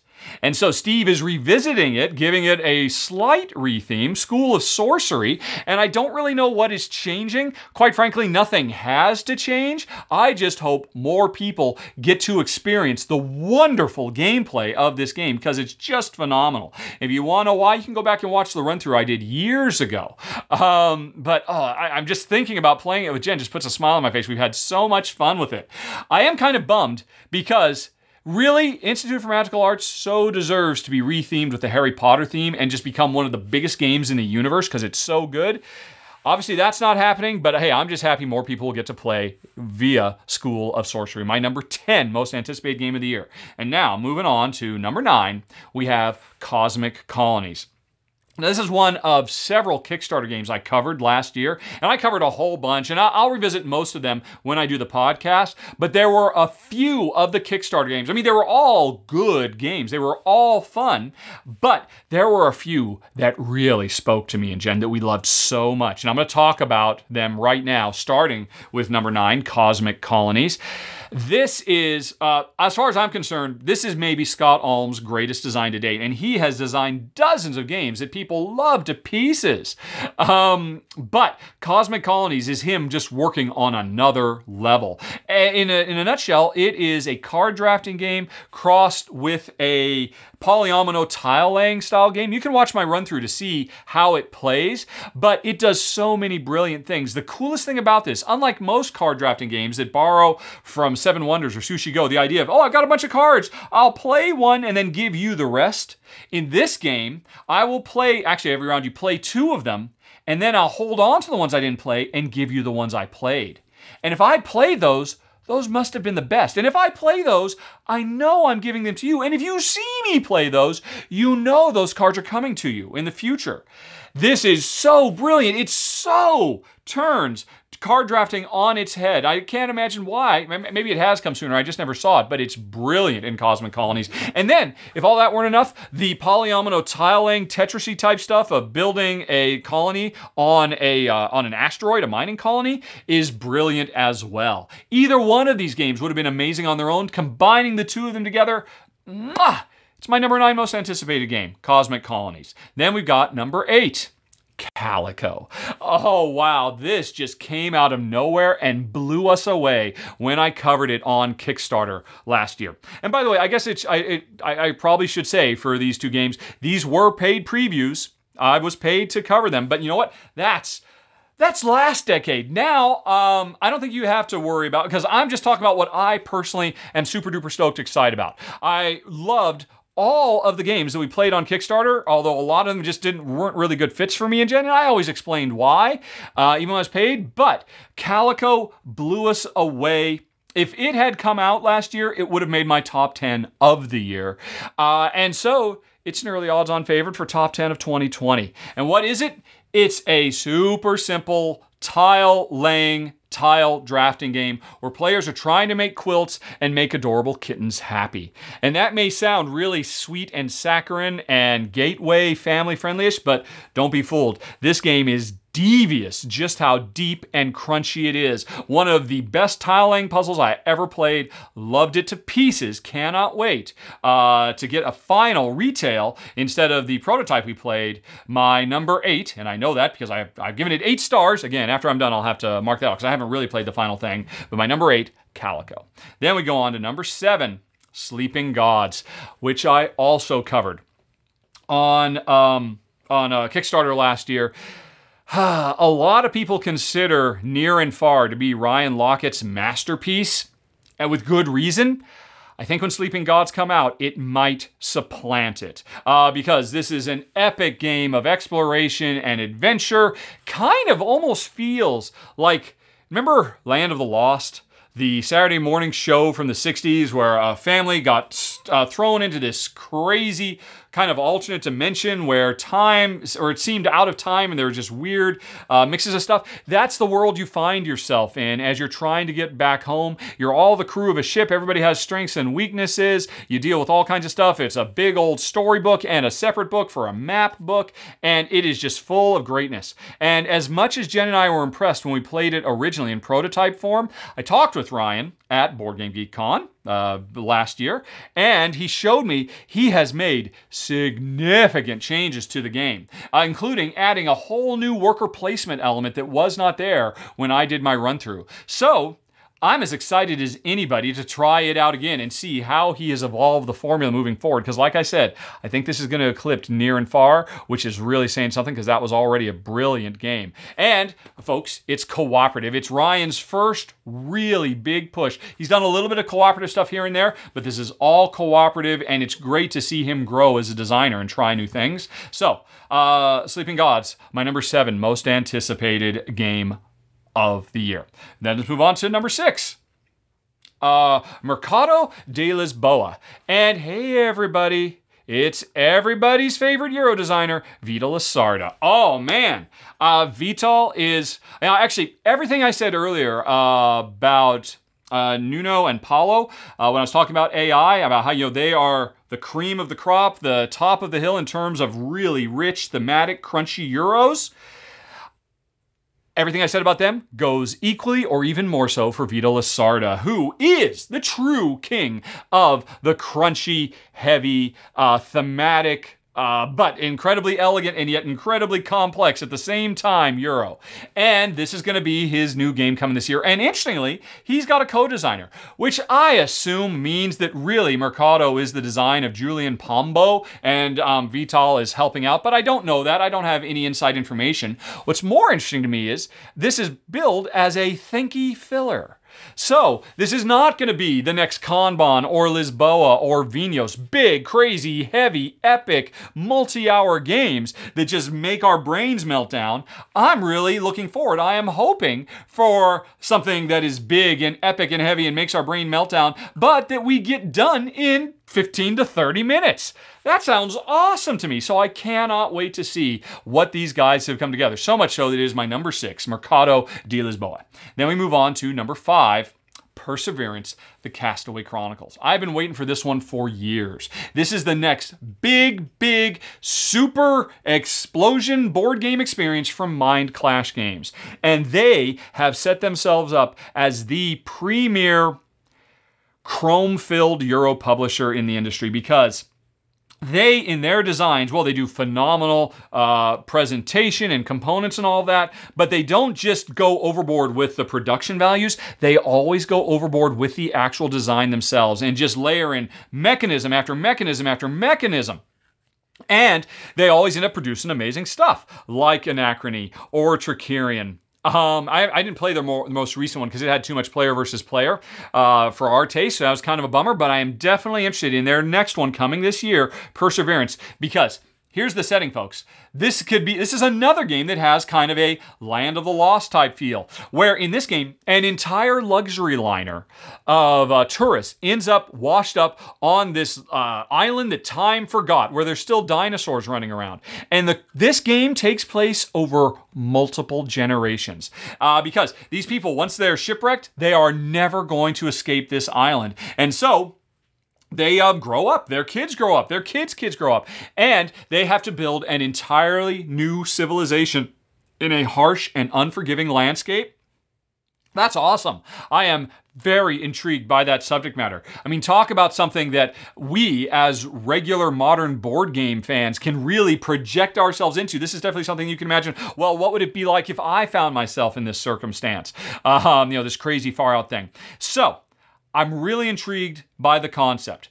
I'm very enthusiastic about the publisher and the designers. Thomas Van Ginst and Victor, and I think Dave Turchi is in it again. Let's see, and I don't know where that opened. But so there's a bunch of designers. I'm not quite sure why. Opening full mode. I'm probably opening a different window. Whatevs.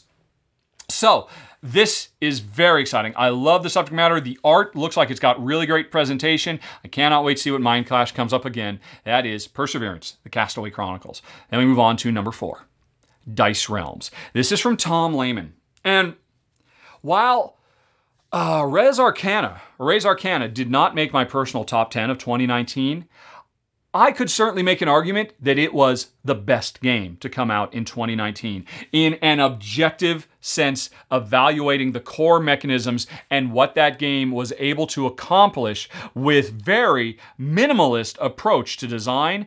I was so floored by what Tom created there. And so he's done an expansion for it, whatevs. What's moving on forward is this year he's going to be doing something completely different, Dice Realms. And this is interesting because this is going to be the latest game that introduces the idea of customizable dice over the course of the game. You pop dice faces out and smash new ones onto there, so your dice grow and evolve over the course of the game.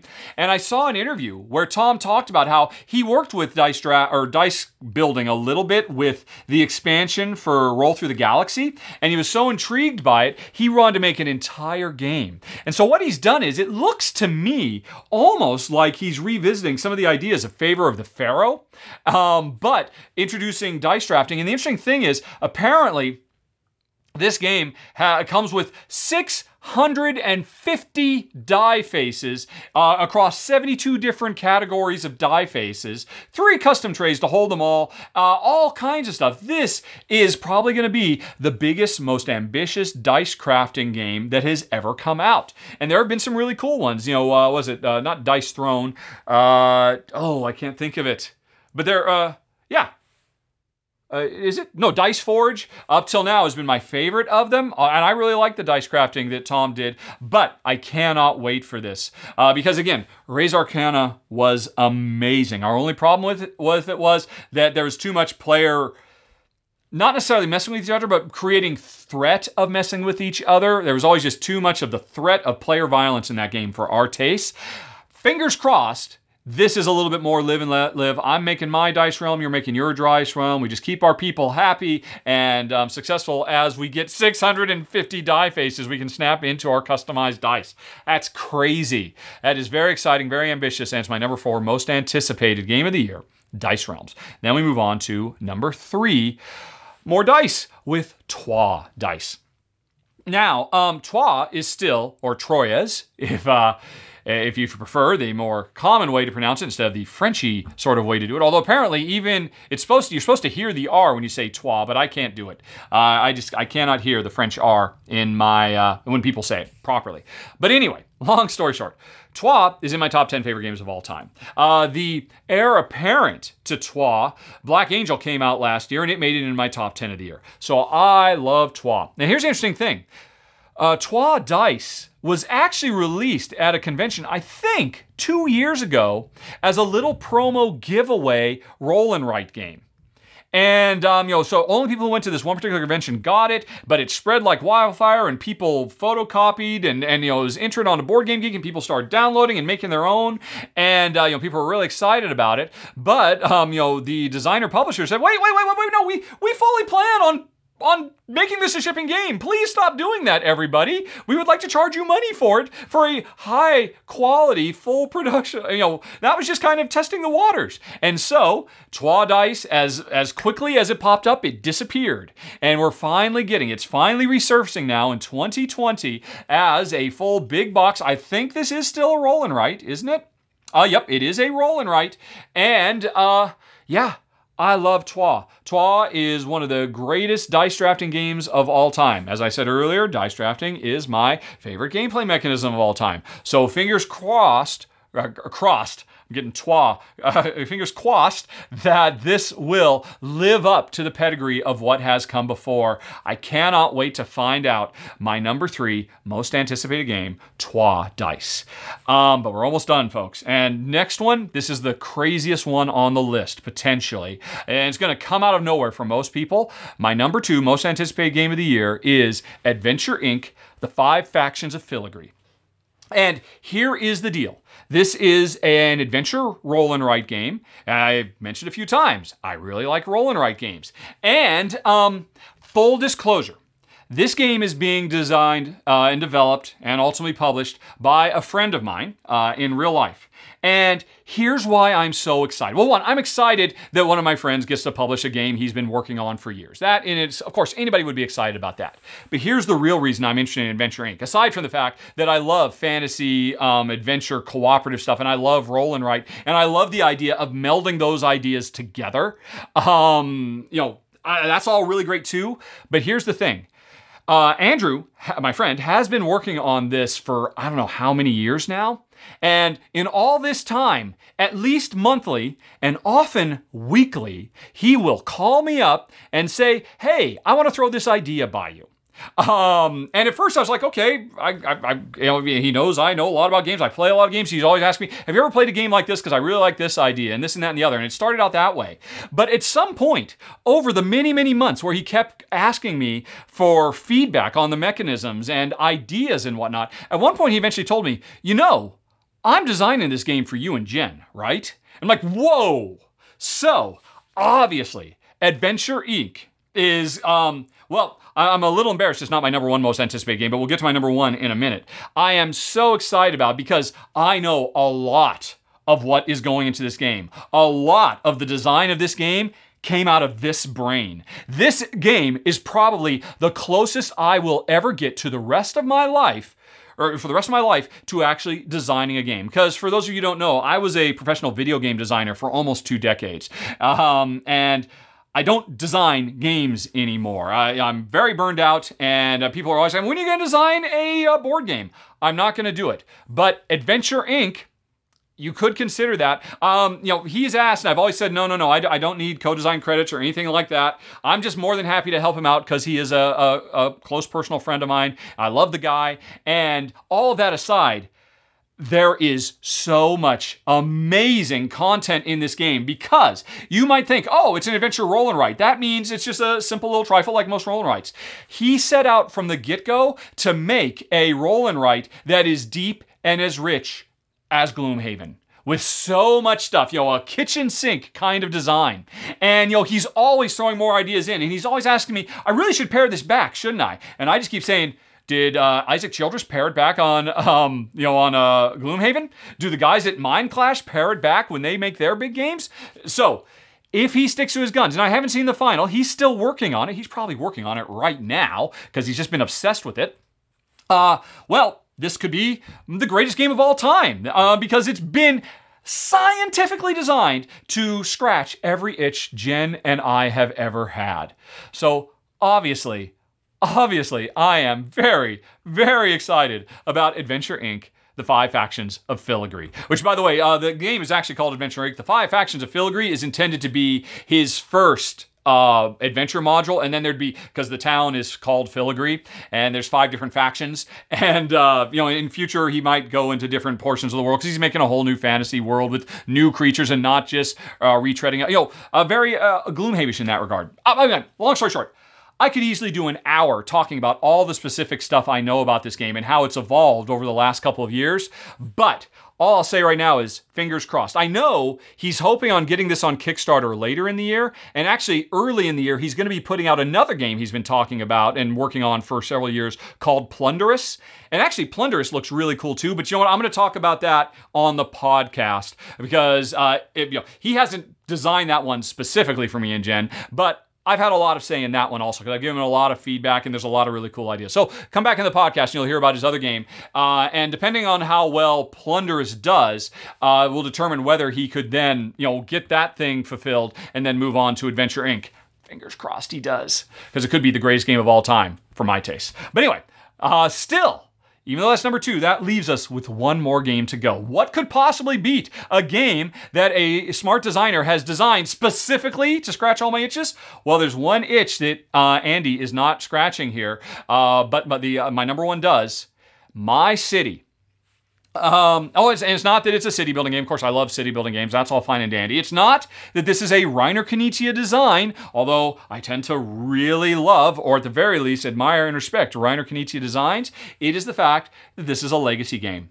And hey, where have all the legacy games been? We had some good stuff last year, and it looks like, at this point anyway, My City is pretty much the only one on this list of 25 games that is a straight up legacy. What is it? You will play through 24 game levels and make permanent, changes to the world and all that stuff. There's no description here at all. It's a competitive legacy game in which you develop your own city through the ages. Over 24 game levels, you experience challenges again and again. That's the entire description.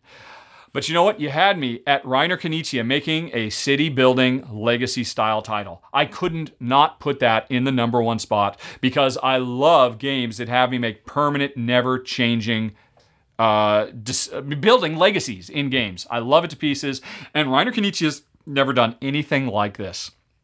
And he tends, the first time he ever did a deck builder, it's very different than all the other deck builders out there. He tends, when he approaches new things, to come at them from a different point of view. And so I'm very excited about what his take on Legacy is, because we've already had Legacy City. We had Charterstone and we had Queensdale. So this is the 3rd one. And what will he do that the other games didn't do? I don't know, but I can't wait to find out, which is why My City is my number 1 most anticipated game of the year. And that's it, folks. Phew, how long has this been? 53 minutes to go through 25 excited games. But like I said, that's just the start. I am exhausted now. I'm just going to finish this and upload it, and wish everybody one more time, Happy New Year. And we'll see you next month, as I will continue, hopefully running through a few of these games. Fingers crossed. And that's it, everybody. Thanks as always for watching. Have a very nice day. Talk to you later. So long. Bye-bye.